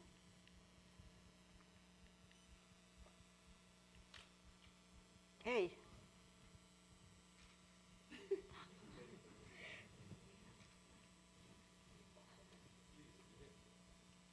I took out, it's 26 minutes, the film was done for the French TV, and so it's in French, but there is a lot of interviews in Spanish, and what I did is to took away, for the 7 minutes I'm going to show you, I took away the part in French. It works?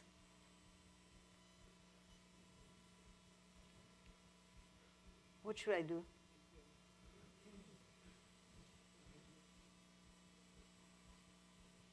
I might have touched something I didn't.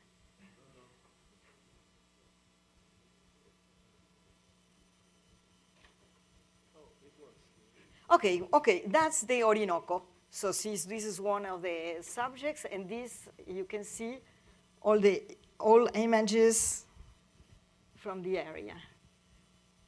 So what I left is the part where Lloyd Rodwin, they speak in English, even if there is a French also, and parallel you manage to listen his voice speak. And to someone who will discover the name of the professor who is by him, I would be very thankful, because I have that in Paris and I don't have it here. So this is the water of the Caroni. The Caroni is called the river Coca-Cola. And these images is for everything that we will do during this work in SAP. It could be for you. In this case, it's the iron ore.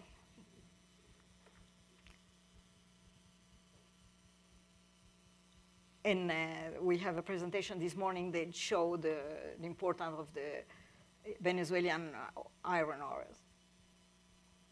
And at that time, there were two American companies, the Iron Steel and the Orinoco. And this went away. So there is in 74 when Carlos Andrés Pérez, the president, comes to explain how this project is going to be fueled.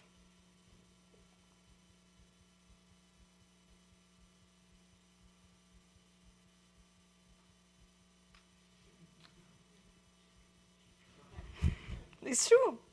The story is like that.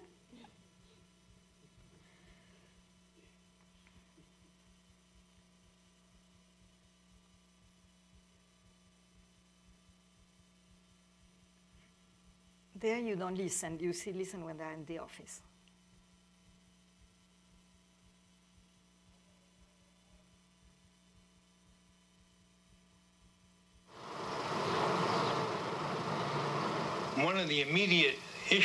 Un des premiers problèmes, c'était de savoir si la ville devait être implantée par ici, au sud de la Syrie, ou bien de l'autre côté du fleuve. Et les gens auraient fait la navette tous les jours pour aller travailler.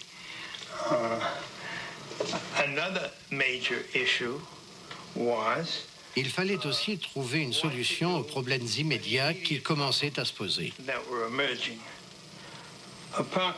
Environ 1 millier de gens arrivaient chaque jour dans la région et construisaient d'innombrables baraquements qui se transformaient en bidonvilles. Et on se demandait comment éviter cela.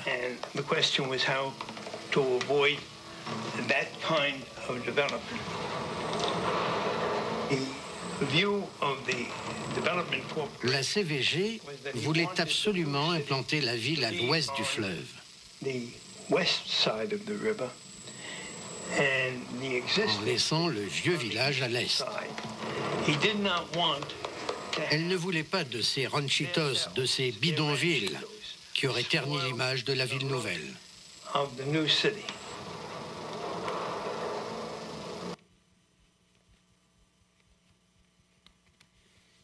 This is when you are flying west, on the west part of Ciudad Guayana.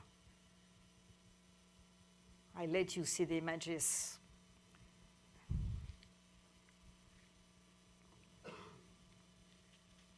This is the Caroni, and this is the linear project going west.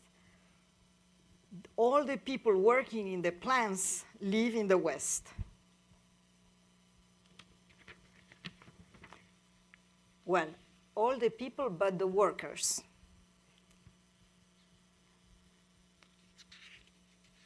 These are the big industries.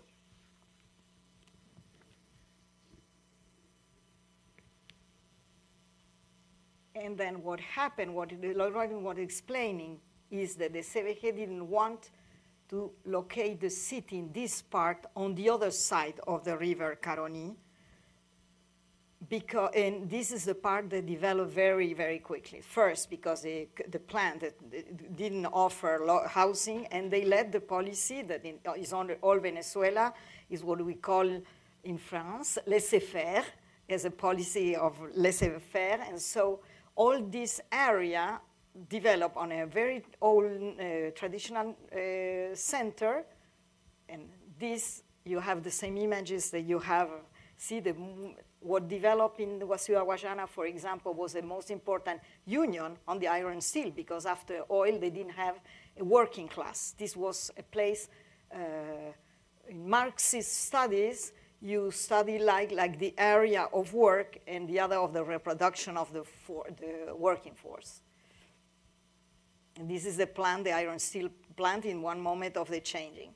So you had in some moments 60,000 workers and a very little, minority, of course, living this side. But in fact, the policy, the housing policy, was a transfer policy. This is the Guri Dam. And this is the Caroni, the Coca-Cola River, that separates the West Bank, the West and the East Bank.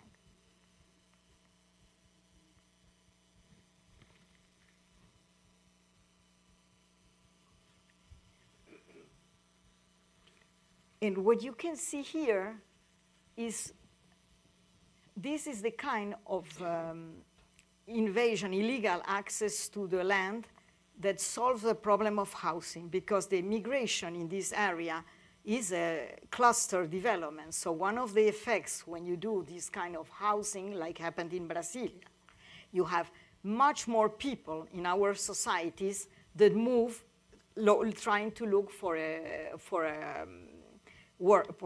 having work. And this is one of the big illegal occupations. And this is the bridge that connects the East, which is supposed to be the area of security and with problems, but all the workers, for example, live and make commute every day, quite a lot, can be more than 1.5 hours a day.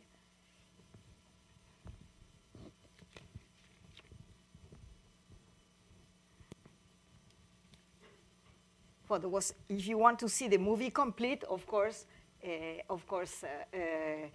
have it. And so this cluster development teaches quite many lessons.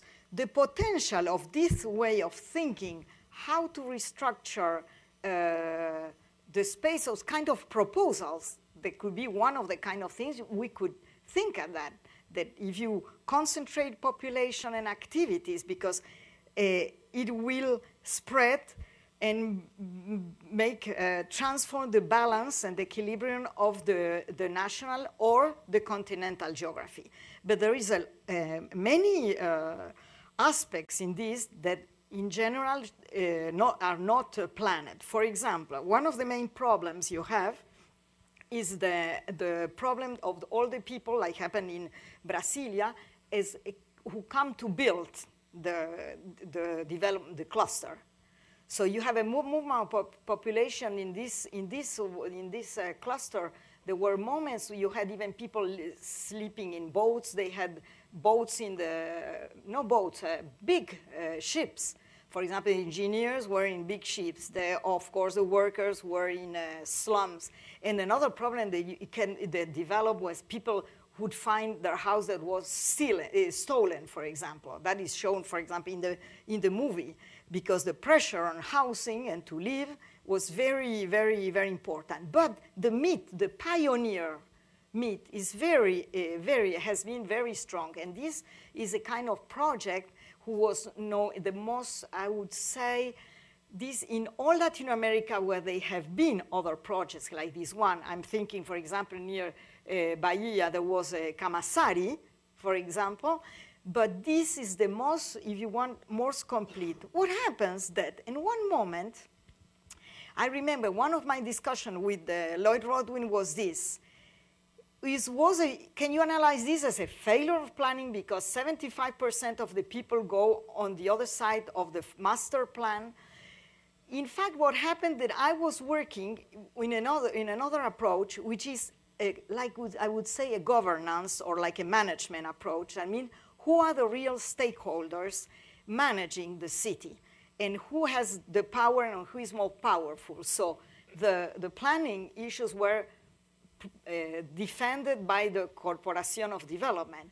But the big issues were coming from the plants from the steel, the Sidor, which was the iron and steel, and then after the aluminum. And so they had their policy of housing. They would establish all the stratification from how many, until which level of salary you could live in the Puerto Ordaz, in the planned city. If not, you have to go away. They didn't care. They would give a ticket to compensate the transport, and then they wouldn't care of that.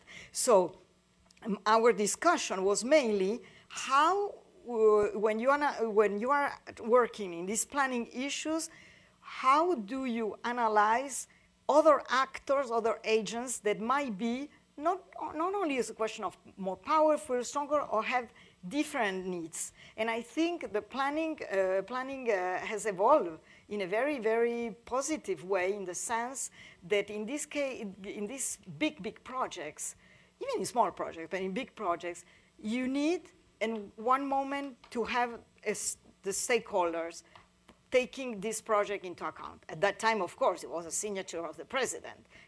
But today, when we think at the context, I think one of the interesting lessons of this case, which deserves to more study, more presentation, is the fact that when you analyze the urban arena or the territorial arena, you have to enlarge, if you are thinking at the management and the governing things, all these different actors. And so let me show you the two other cases which will be maybe interesting to go through in this perspective. So, for example, the other case I review was how we call it HPP, no? And which is this alternative to the West-East connections. This is the length, and I kept the old drawings because I thought it was interesting to have. This comes for the documents of what is called the agreement on the River de la Plata Basin, La Cuenca del Plata. So I think this was the Rio de la Plata River Basin Treaty, which was signed in '69, aimed the physical integration of Argentina, Brazil, Bolivia, Paraguay, Uruguay. And the basin this basin is one of the biggest water basins in the world. To make a long story short, the story of this management of the basin starts with a reasonable use of the river, to use the water. Even there was in '76 another association called Urubapol who identified alternative ports, like, for example, Puerto Suarez for the Bolivian, and thinking a lot of the iron ore of El Mutun. In the second phase in '92 starts what is called the free transfer of everything of goods, except, of course, the boats of war. That no. In 1997, the governments of the nation of the La Plata Basin proposed a plan that is the highway, La Hidrovia. And the important thing was, the aim was to reduce the cost of exporting goods from the area under a PPP, public-private partnership. The idea was, of course, to build in the Paraguay River dams and to dredge the difference, but the core of this part of the project is to use the transport in rivers, which has definitely a difference of cost extremely lower than any cost on roads. That's something like we have to agree. If you want data, I have that, but I'm not going to give it right now. But so if we analyze the idea of this of the hydroway, of course you can see many important positive interland positive aspects. Some are to replace the expensive overland transport, where all the goods in this area are functioning. For example, Asunción, the Paraguay's capital, would become a major inland port and would benefit cattle, cotton, and of course all the soybean crop, like for Brazil. But for Brazil, it would be another element, which is the Brazil mining production that could come out through these ports. And of course, Uruguay aims to develop a port that is a little bit here, that is called Nueva Palmira. You correct me if I pinch it correct. So there are many, many issues, but I'm going to tell you one that is very, very, very important. The port of Rosario, thanks to this hinterland of soybean, has become a very, very important center. And it is, you have to know, 550 kilometers north of Buenos Aires. And is, of course, the major of a series of harbors that are located like this, little ones, for example, 23 kilometers north of Rosario. But, of course, it connects to a project that is called the Bioceanic, let me see if it's in the next one, the Bioceanic Connection, you don't see it very much, that goes up to Chile through the capital cities there, but also it drains this hinterland, brings all by train and by truck, all the crops on that area. What is interesting to know that the port of Rosario, of course, has been managed now by an association, public-private association, even by the people who manage the port of Manila. And there is a big, big issue on the dredging, because up to Rosario, I go back, up to Rosario, you have boats. Let me see, I don't see anything. Here, sorry. Up to Rosario, you can have big ships that go oceanic directly. And north, you cannot. So this is a very, very important issue, and you'll understand why I put the next picture in my last slide. Because there are very important issues. The big discussion, the big debate is, should we dredge the north up to Corumbá in Brazil? We were talking with you today. And of course, this will be very good for Brazil because, for Paraguay, will improve very much all the area of the Paraguay. But the problem that you have is if you dredge all this area going out in Asunción, to Asunción, you have an effect, very important effect, on what is called the Pantanal. I think you show the image of the Pantanal, which is the biggest wetland, tropical wetland in the world. So there is a big, big controversy on this project that balances, because, of course, for Bolivia, for Paraguay, even for these areas of Brazil are interested in developing, of course, Argentina, 50% of the exports of Argentina now go out from there. And a big, very intense controversy because of these environmental issues, and which is the place of this and infrastructure building. I think these are interesting things we will have on this one.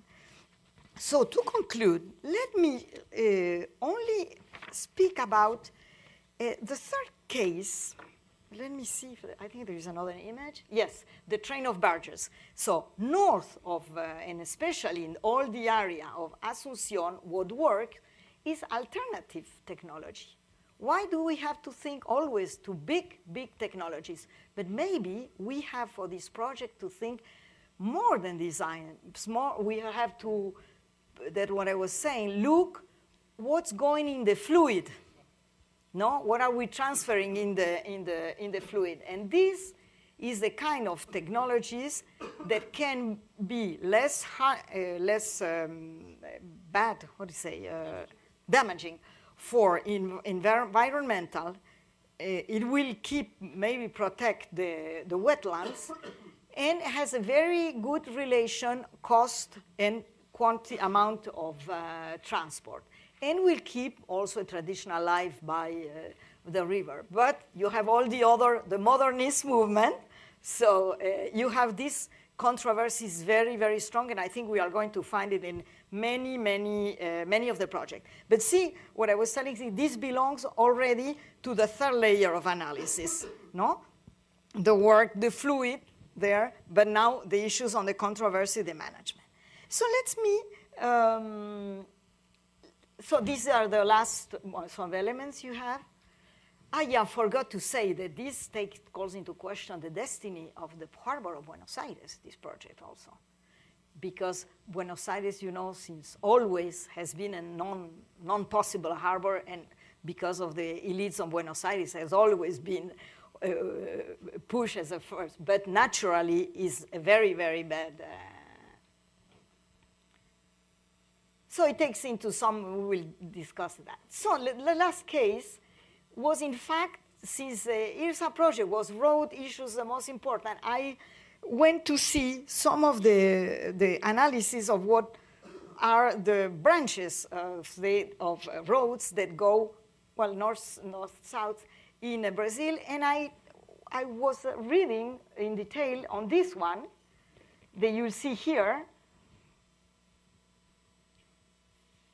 which is very interesting to discuss this question, and this will be the last elements of my case, is related to the question of low-impact alternatives. So we are in the management level. One of the main problems of this between IRSA and all these projects of development is that there is a contradictory coexistence between policy of infrastructure building and territorial policy. And in the territorial policy, you used to have this national policy of integration. So there were always conflicts if I want to develop, like you showed for the Transamazonica. But the problem with in the territorial, you have one case which are the environmental policies. And the environmental policy bring us to the core of Felipe's question, which is the question of the hinterlands and also beyond borders. Here is Brazil. We are in a country, which is a continent, but the issue, the environmental policies do not respect national borders. So you have a very, very interesting case in this. Today, this also is addressed, this discussion between the policies, national policies, territorial and environmental policy. Environmental are all the protection of the biodiversity, the hot spots, this kind of thing, which are not rural, for example, policies, very different of rural development. So this also has another element that this road brings into first calls into your attention, because the context is very different than in the 70s and the 80s, because in certain way, all the policies involve now civil society challenges and concerns of sustainability. Don't forget, the Earth Summit in 1992 was in Brazil, the Agenda 21, and so the issues on the asphalt of this 163 in Brazil, it has become a very, very complex, more than a controversy. And to a point that the governor of the state of Mato Grosso, who is a soybean baron, of course, the solution he found, because the project of asphalt, the project of asphalt has tripled the price. So what he has set in all this area to use all the parallel roads that were used for the building of this road, and to solve the problem and continue, because of course the stakeholders of the soybean farmers, agrarians, financiers want the road asphalt. and all the movement of protecting and all the laws and national, also the national funds to protect this area also plays against this. So the project is in complete discussion, but in fact, it is done. Maybe we will be able to talk in detail tomorrow. And so I wanted to only show you a last slide, which is, and this is a very, very important issue, because you have all the movements on sustainability movements. And last week, for example, the road going from, I learned from our Bolivian colleague that a place called Tipnis, which is the road that goes to Cochabamba, El Tunari, Cochabamba to El Beni, has been, of course, stopped. The project of asphalt has been stopped by all the indigenous communities in that area, and because under the constitution, Bolivia has now, they have the right to this land. So we are in a very new context, and I think that we will have to include all these questions. So towards a new culture of design. So some of the idea I took from my case studies were these ones, but I think and I hope we will be able to discuss quite a lot. Thank you. Ah, yes, well, it was another one.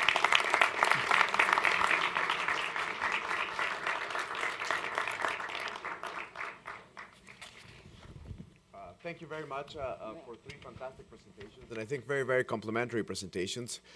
We are actually going to take a 30-second break to stretch your legs, and then I'm going to ask the 3 presenters and the moderator to step to the grilling table. Okay. Estuvo buenísima. Ah, sí, ay, bueno, me alegro. La película es fenomenal. Pero después te la voy a dar para que la tengas entera, porque hay mucho, te va a encantar. Cuando vea a los pioneros llegando en moto. ¿Viste? Buena presentación. Ay, me alegro. Yo trabajé vivo en Brasilia, trabajo con Brasilia y estuve 2 años en Venezuela con el plan de Ciudad Guayana. Pero entonces después le hago una entrevista, porque yo estoy juntando toda la... Okay, sí, estoy juntando hicimos la... todo el plan, construimos un programa de inversiones del Banco Mundial. Y es curioso porque la forma de Ciudad Guayana es muy parecida con Brasilia, sí, toda modernista. Sí, y ahora lo construyeron un puente de un lado al otro, entonces me parece interesante. Eso el jefe es Felipe. Yo,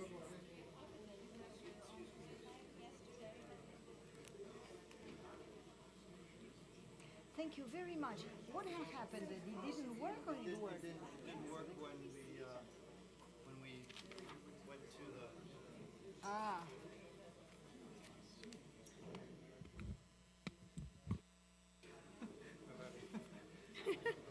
Attends.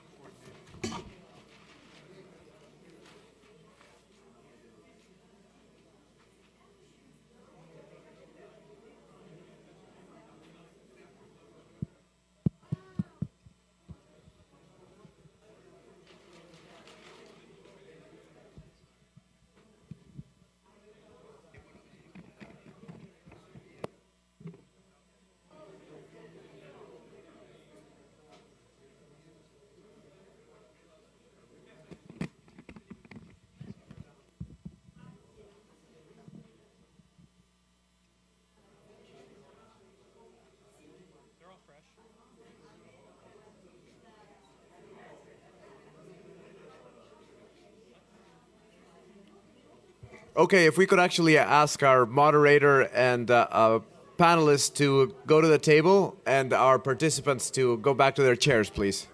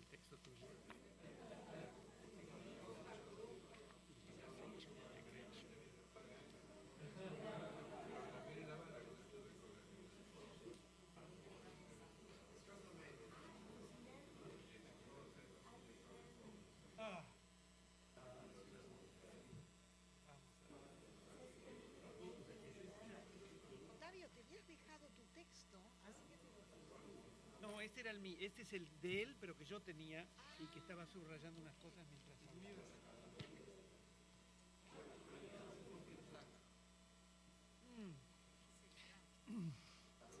Mira, te voy a pedir un poquito de agua. Se nota que estamos acá.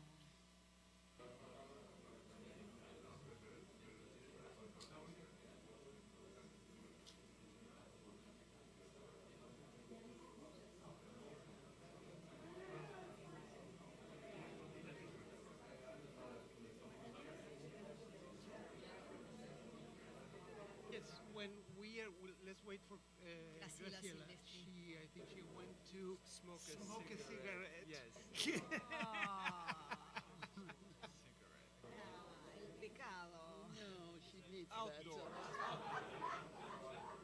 fresh air. ¿En dónde? En lo del otro día, en una de las recepciones. Ah, lo de ayer, la de película. ayer, sí. De ayer, claro. Sí. ¿Por qué no? En Arizona jamás te matan. Los Cowboys. Pero estás ahí con los republicanos y los... No, porque Tucson es demócrata, es una island, pero sí, algo les debe influenciar. Estás en Sí. Tucson. En Tucson, oui. Not in Tempe. No, escúchame, torturarme no, Sí, a ver, voy, siempre me invitan que sea opening, no. ¿Estás con los Cowboys? Estás con los Cowboys. Qué bueno que estaba, qué fantástica la serie. What if beautiful your illustrations. I mean, Yeah, I managed to the find whole something to thing see. about the, oh my God, amazing. The images show even the message. Yeah, I think so. I was really touched by some of the images when I found them, because I did some research in memory material. It's amazing because I've been collecting old magazines, but I never touched them. I used to buy them, and now for like 2 or 3 months, I was like immersed in those images. Advertisement. The ads, I think, were... Very... Felipe. We have to stand. Felipe, ¿a qué hora ¿cuánto tenemos de tiempo? ¿Cuánto tenemos de Behind tiempo? the chairs.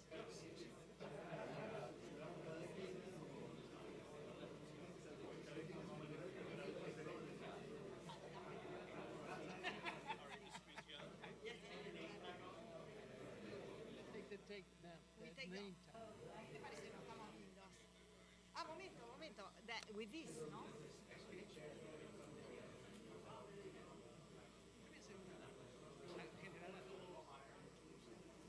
Higher? Yes.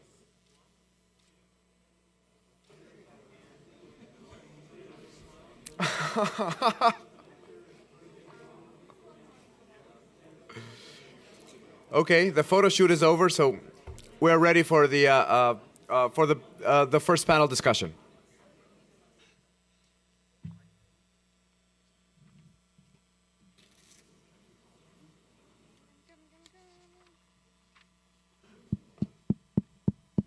Okay, can you hear me? No. So, that's a problem. Hello. Now, más cerca. Okay.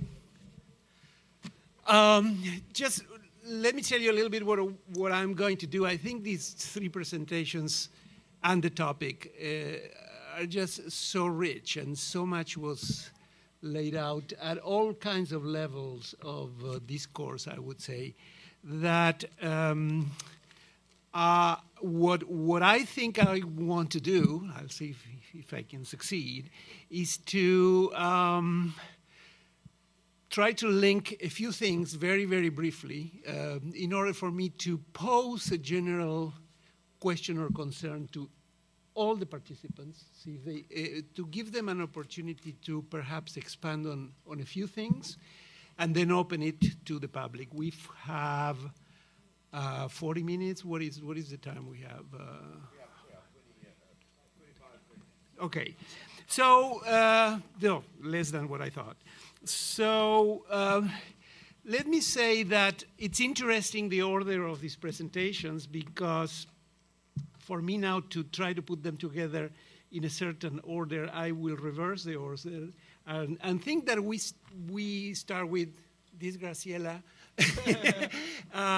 with a series of examples over the decades in the areas that we are interested in that set a tone and point very clearly to some issues and pose to us the question of opening up what she calls the black box of infrastructure, which is the word we in the school utter like 100 times a day these days.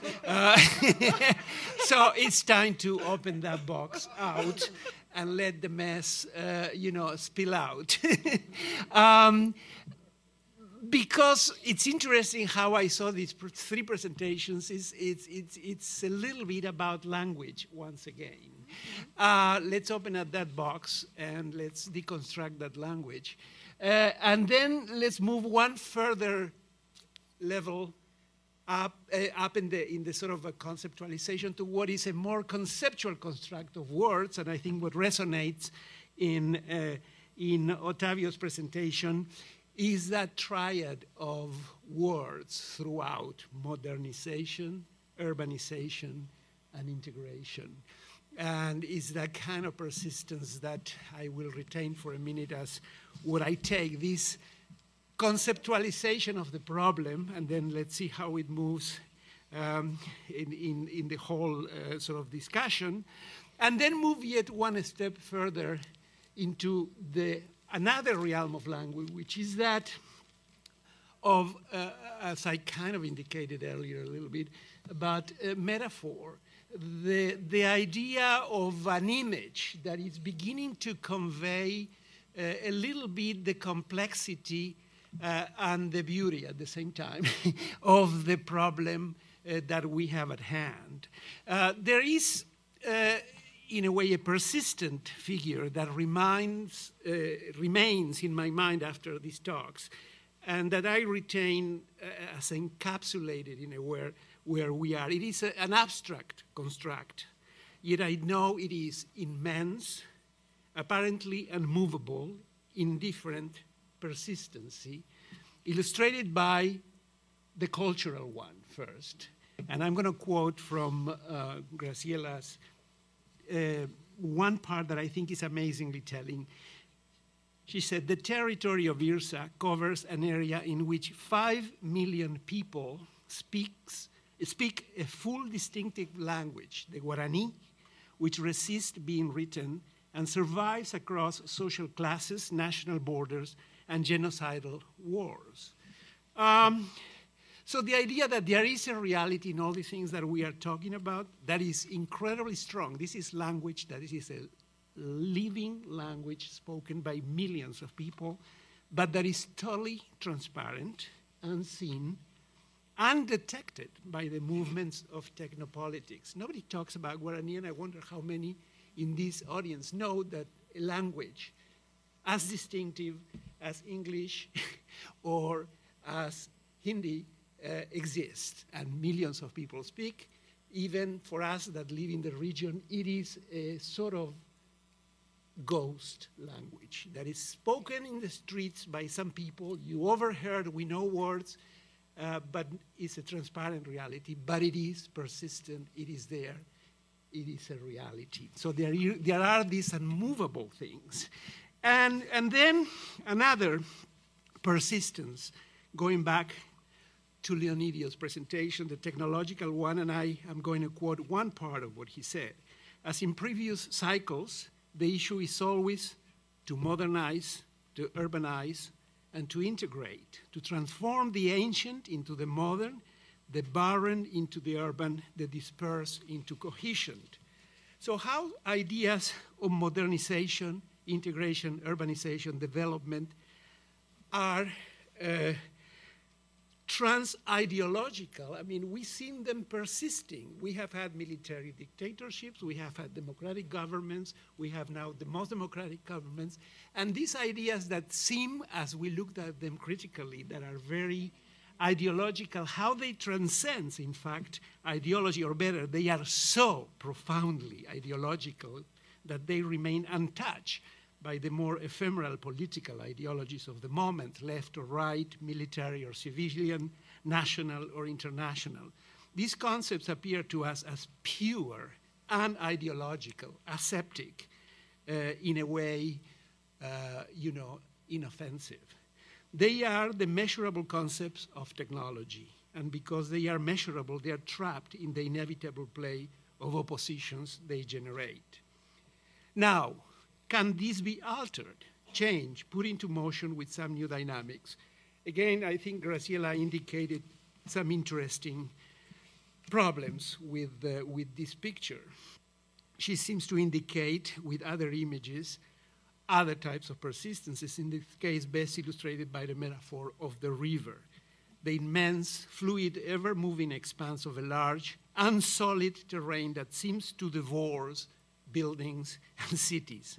And again, of the demythologizing, demystifying the Western concept of settlement, at least for this part of the world, because the remarkable open culture of South America, of this part of the world, in which the idea of settlement, when we look at those patterns of immigration and how people still move around in South America, talk more about an unsettlement of settlements, that idea that one just sits in one place and then one stays. And finally, of course, the beautiful reproposition of the idea, the word, the concept of landscape, that is not what we tend to hear mostly these days as a kind of, again, opposition to other modes of practice, but rather as a notion that weaves together space and spirit, artifice and nature, I'm quoting again, with consequences that are enormous as they are forgotten. Finally, then going back to what I was saying at the beginning, what I like very much is that she also proposed for us to think about figure and not form, figure as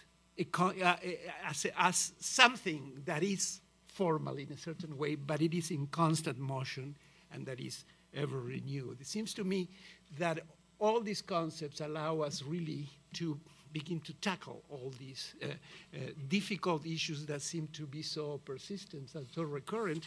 And I'm going to leave it here. I have other things to say, but I want to see if you could comment a little bit more on this, poor synthesis that I'm trying to make of the three presentations. Anyway. Yeah? Yeah, if you want. Yeah. Well, only three things to expand my previous commentaries. One, the question of the Guarani, I really wanted to pose this because it's not an official language of the Mercosur or the UNASUR. Yeah, I know. It's amazing. Well, this is amazing, and as Jorge said, we are both Argentines, and we began to hear the intonation of the Guarani when we came back from the expedition, because if not, it's a transparent language. And this is the real legacy of the Guarani people. It's amazing because in other situations, like in the Nahuatl, it's only talked by the native communities. But in this case, it's trans-class, is talked by everybody. So, and by name, when you name something, you are putting, you're giving the form of something. So this is very important, and then you can talk again about these topics. And in one moment, this form that you give loses sense. There are some words that are desgastados, they're worn out. They worn wear out. away, And I think that we are in this at this moment. There are some words that we have to rename some things. The question of ecology, I think, is like this. We have to think or to rethink. It's not that it's not important, but saying that we are not saying anything, like infrastructure in other point. This is why I wanted to put together words and things. Words are also things. And you can read also iconography speeches. So I wanted to put some photograph without saying anything, because we are also reading them. We know that because we are architects. Second question, the movement. That was the idea of water, river movement with a form, but with not a fixed form. No?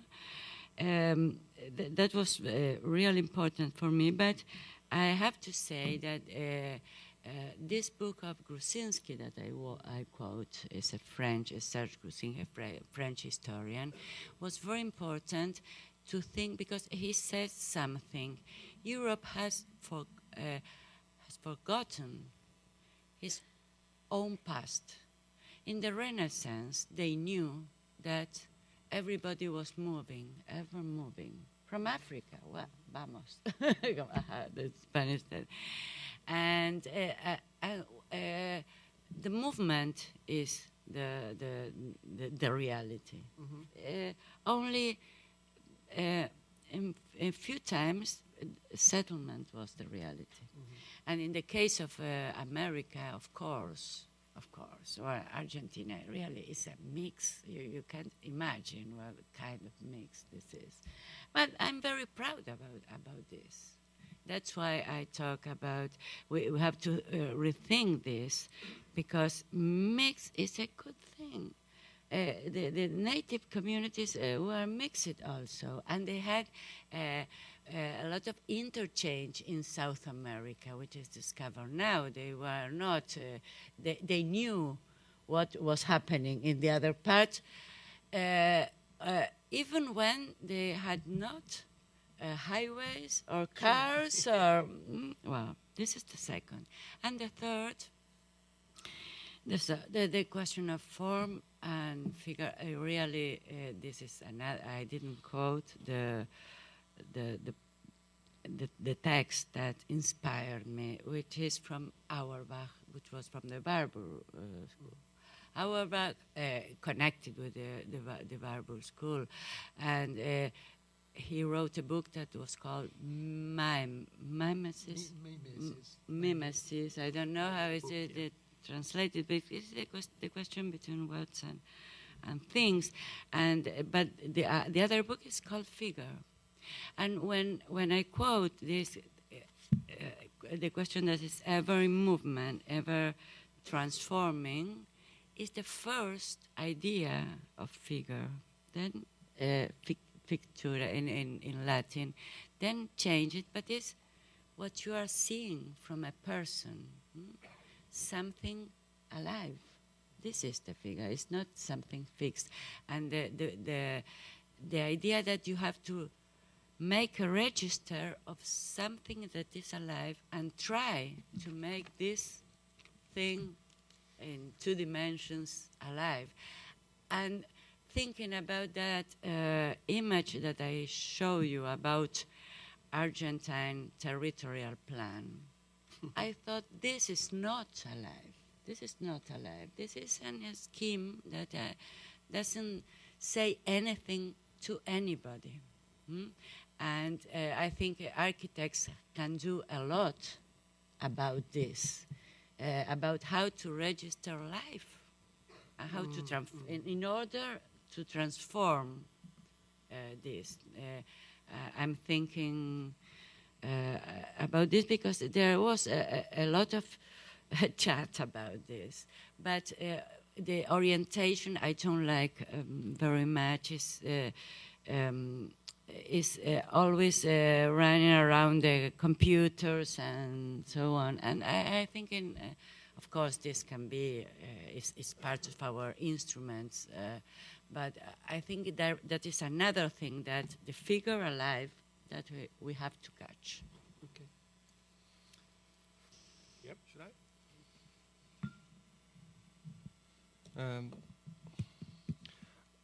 I would just like to add, you know, as a Brazilian, that the ideology of modernity, what I call the cascades of modernism and modernity, they are so strong in Brazil that, you know, it's even difficult for me as a Brazilian architect to forget it. I mean, there's a saying in Brazil that says that Brazil is a country condemned to modernity, and we are so attached to this idea. So I think, Jorge, that the trio, modernization, urbanization, and integration, in a sense, we are so attached to the idea of future and to the idea of, you know, the city, of an urban culture, that maybe integration is integration only if we think that we ought to live in a city and look to the future. I mean, and I think this is so strong, and maybe that's why it's so, I mean, I speak as a Brazilian, so moving and so thrilling and so tragic, because today those ideas are, I think we live in the crisis of modernity. We are inside this crisis. And I think we're so attached to it that we cannot just say goodbye to modernity. In Brazil, it's very difficult. And saying goodbye to modernity is to say goodbye to the whole idea of planning, project, design, and so on. And in a sense, it's to say goodbye to the city. The city like Brasilia, when I think of the city, I think of this ideal city. And so that's why I think in Brazil, we are always renewing this kind of a dream, you know, those cascades, and they persist. I think the government of Dilma Rousseff, for instance, is a developmentalist government. It renews those ideals and those ideas. So I think we are pretty much attached to it still. I think we want to look to the future. So that's why I named my paper Back to the Future, because we don't want to give up to the idea of future. And the idea of future today is it's really we tend not to look to the future, I guess. Maybe it's not surprising for I mean, maybe it doesn't make sense for architects, because architects, they think about the future. They are planners, they are designers, but mostly the idea of a future it's in crisis nowadays, and even more in Brazil, I think. So I think we're still pretty much attached to this trio: modernization, urbanization, and integration. I think Brazil still wants to be this modern society, and this is, I think, the most compelling contemporary Brazilian dilemma, I guess.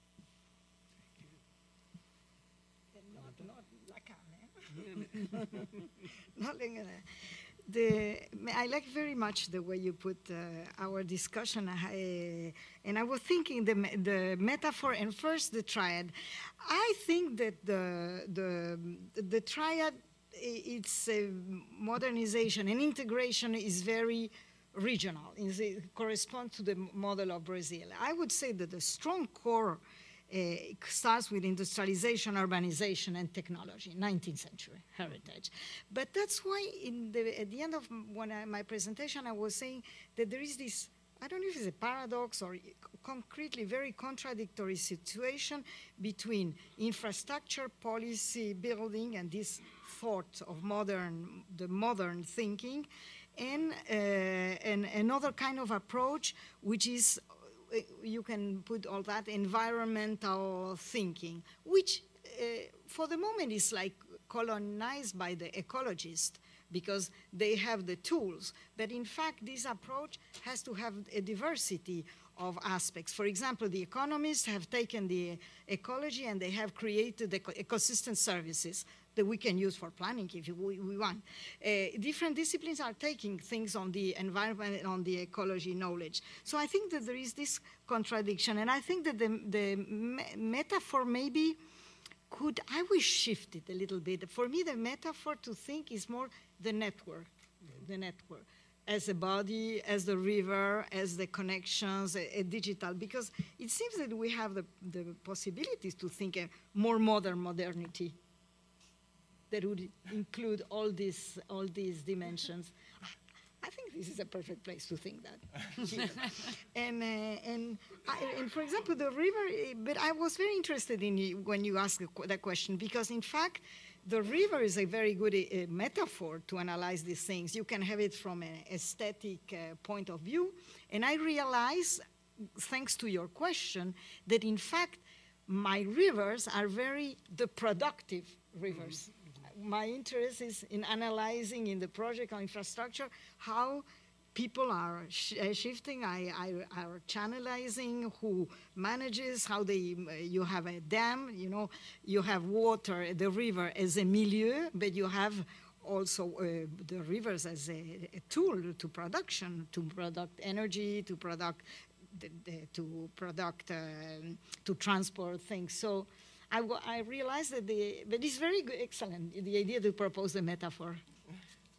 Well, to just wrap this up, I want to remind our Latin American panelists, actually, it just came back when you mentioned the metaphor of the river, that one of our greatest figures, Jorge Luis Borges, said one day that there are 7 universal metaphors. And he mentioned all of them. I'm not going to go through them. And now you're not going to sleep thinking about them.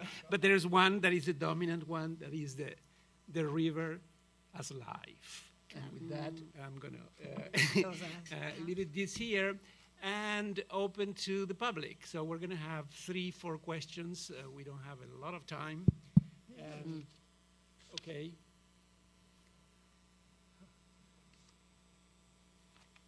In speaking about infrastructure, one of the things that I hate to think about it as infrastructure is biodiversity itself.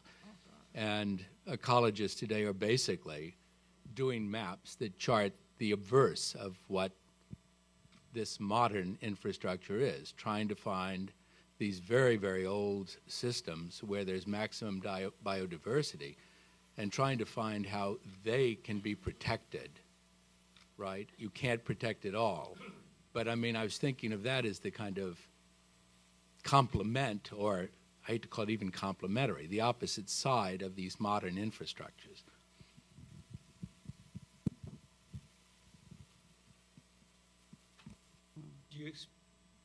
This was a comment.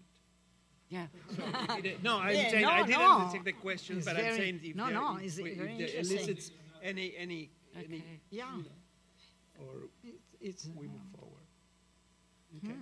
There is another. He wraps up the Hello. contradiction. Okay.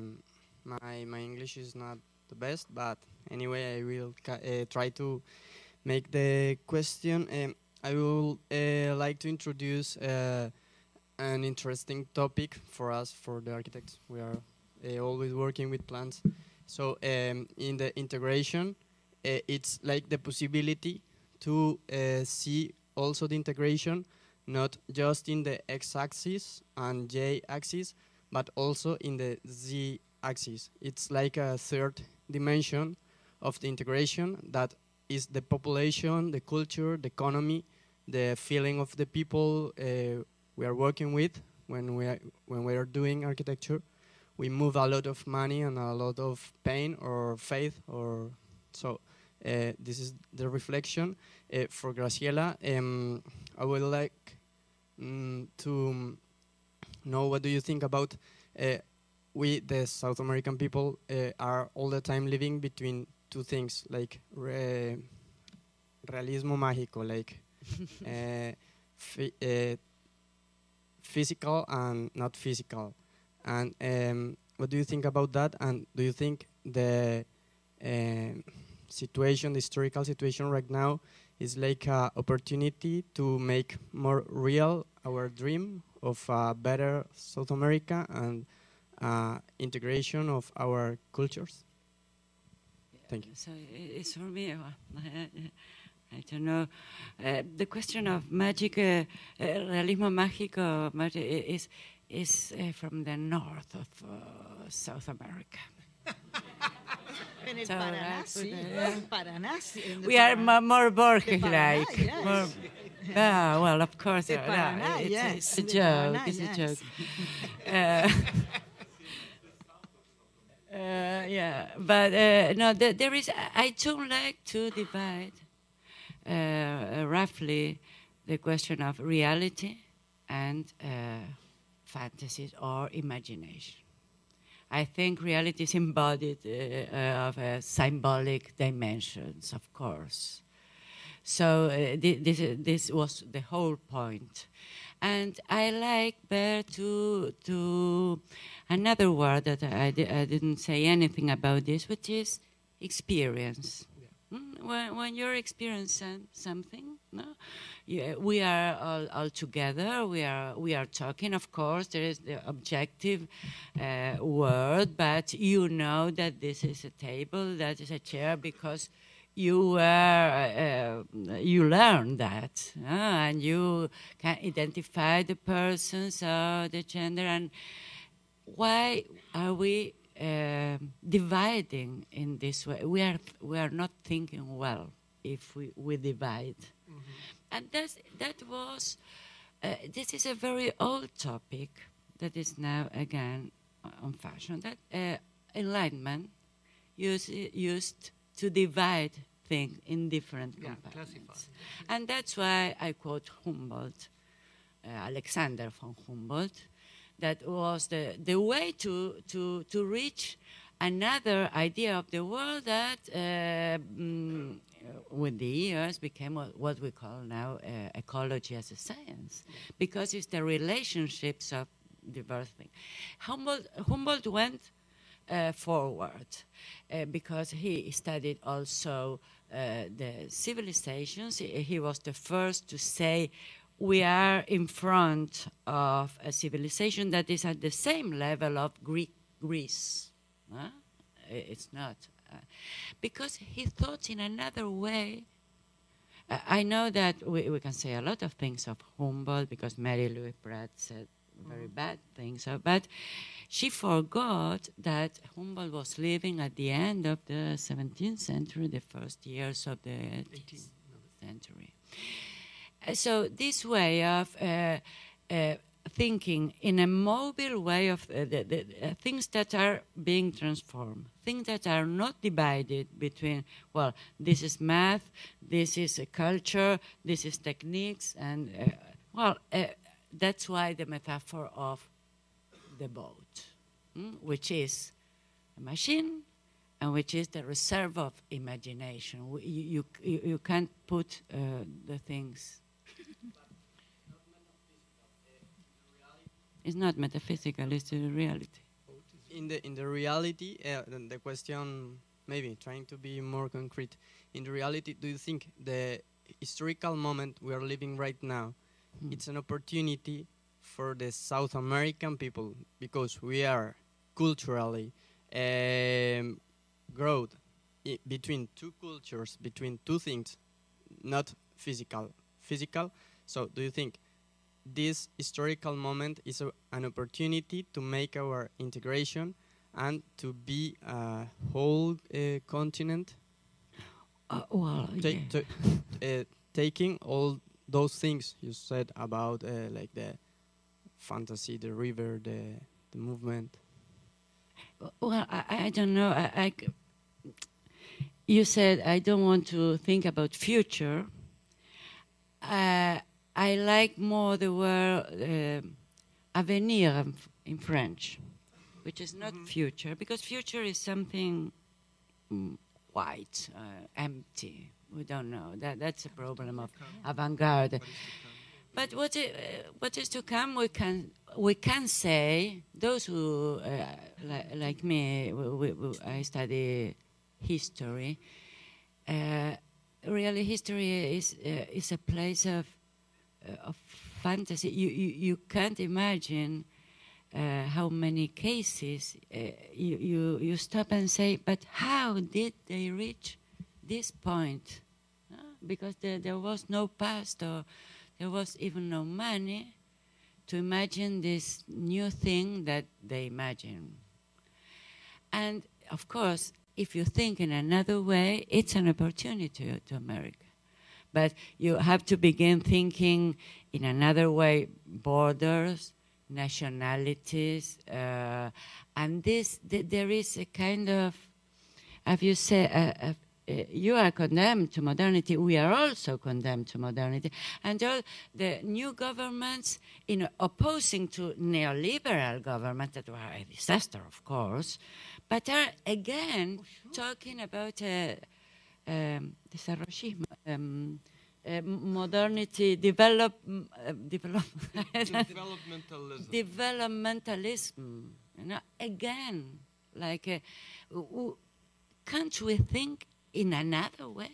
Can't we invent another things? Nothing.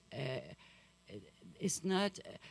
We believe that the things are like they are, but we generally believe a speech, not the reality. No, that is in the sense that you say, well, we are going forward. Well, try not to do that. That's my intention, but well. Very Lacanian here. Yeah. No, I don't. I would like to add something. Maybe we should differ fantasy from imagination, and I think imagination is our league. Architects, planners, urban planners. I think this is our job. This is our world, and I think maybe SAP's challenge is to try to. I wouldn't say like establishing a third option, but I look to my country and to planners, urbanists, politicians, and I think they are, in a sense, they are still condemned to the modern. They are immersed in modernistic ideology. But in the horizon, what lies, I think, are the options are not very, I wouldn't say they are not very good, but they're not sufficient, because it's ecology or culturalism, the anthropology and ecology. And I think this is not enough. That's my feeling. I think we have to add something. I think our job here is to try to, widen our imagination, in a sense. And so, for me, as an architect, as a teacher, as a professor, as a Brazilian, condemned to the modern, I think modernity, is old, but ecology and anthropology's culturalism, it's very, very important.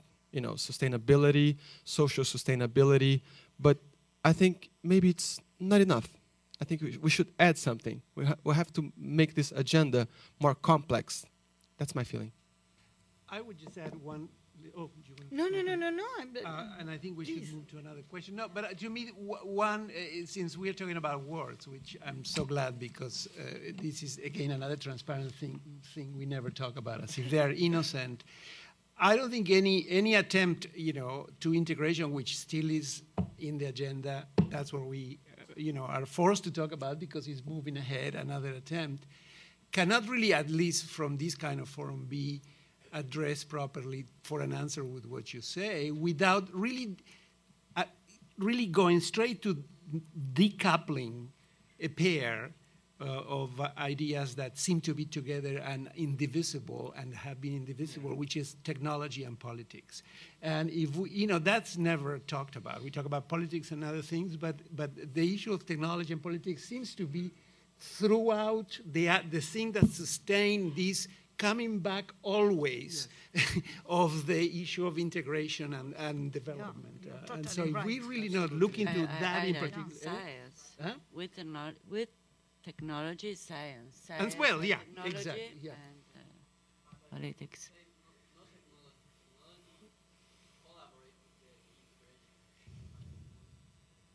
Yeah, but there is a coupling there that is working indivisibly, technology and politics. So technology never exists by itself. I mean, it doesn't it's not a natural phenomenon. That could happen. What one more. Described.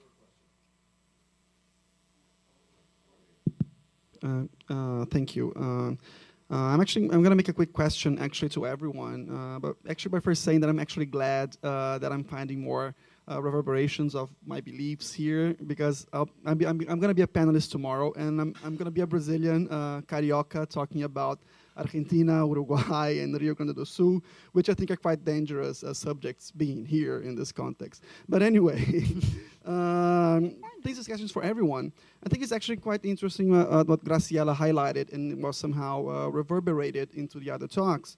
And I think our key issues in framing the issue of integration, which I think one is one that Jorge already mentioned, which is the issue of cultural transparency in the case of the Guarani language. But second, and I'm quoting Graciela Silvestre, the idea of a mixed nature of South American culture, in which I cannot avoid refer back to the idea of hybrid cultures that Nestor Garcia Canclini also defends. This idea that Latin American culture actually renews itself and survives through means of hybridization. But actually, my question, and it's a question that I'm sharing with you, I also ask this myself like every day in doing this research, is the idea of infrastructure versus culture. So can we claim that infrastructure is something that's only related to physical artifacts, or is it something that is can we claim that cultural infrastructure exists and therefore overlaps and bypasses national borders, and that come from a historiographical point of view from our past, a highly networked past from colonial times, which was, like you said, somehow broken after the artificial boundaries that were set after the independencies of each country. That's something, I mean, can we talk about infrastructure in a more expanded universe rather than just talking about carreteras, highways, and power lines and stuff like that? Yeah, well, I think you have answered this question. I have studied some years ago the idea of techniques as a cultural idea, because I think it's not techniques in one hand, and because we are using, you can consider a book as a device, as an instrument, no, with an object, and at the same time words, poetry, etc. If you think at the hydroway or waterway, I don't know exactly the translation that you use here, you must remember that Sarmiento or Alberti, our great heroes, they put all their imagination in these rivers. They would be the salvation of our poor country that was isolated, etc. Of course, Sarmiento liked Buenos Aires, whether he didn't know Buenos Aires, because he was on the river, open to the world. So this is our idea of infrastructure in Argentina. Has a different accent from Brazil, but it's also the idea that our destiny is on the world. It's open because of the rivers. And this is part of our culture. I don't want to give up this.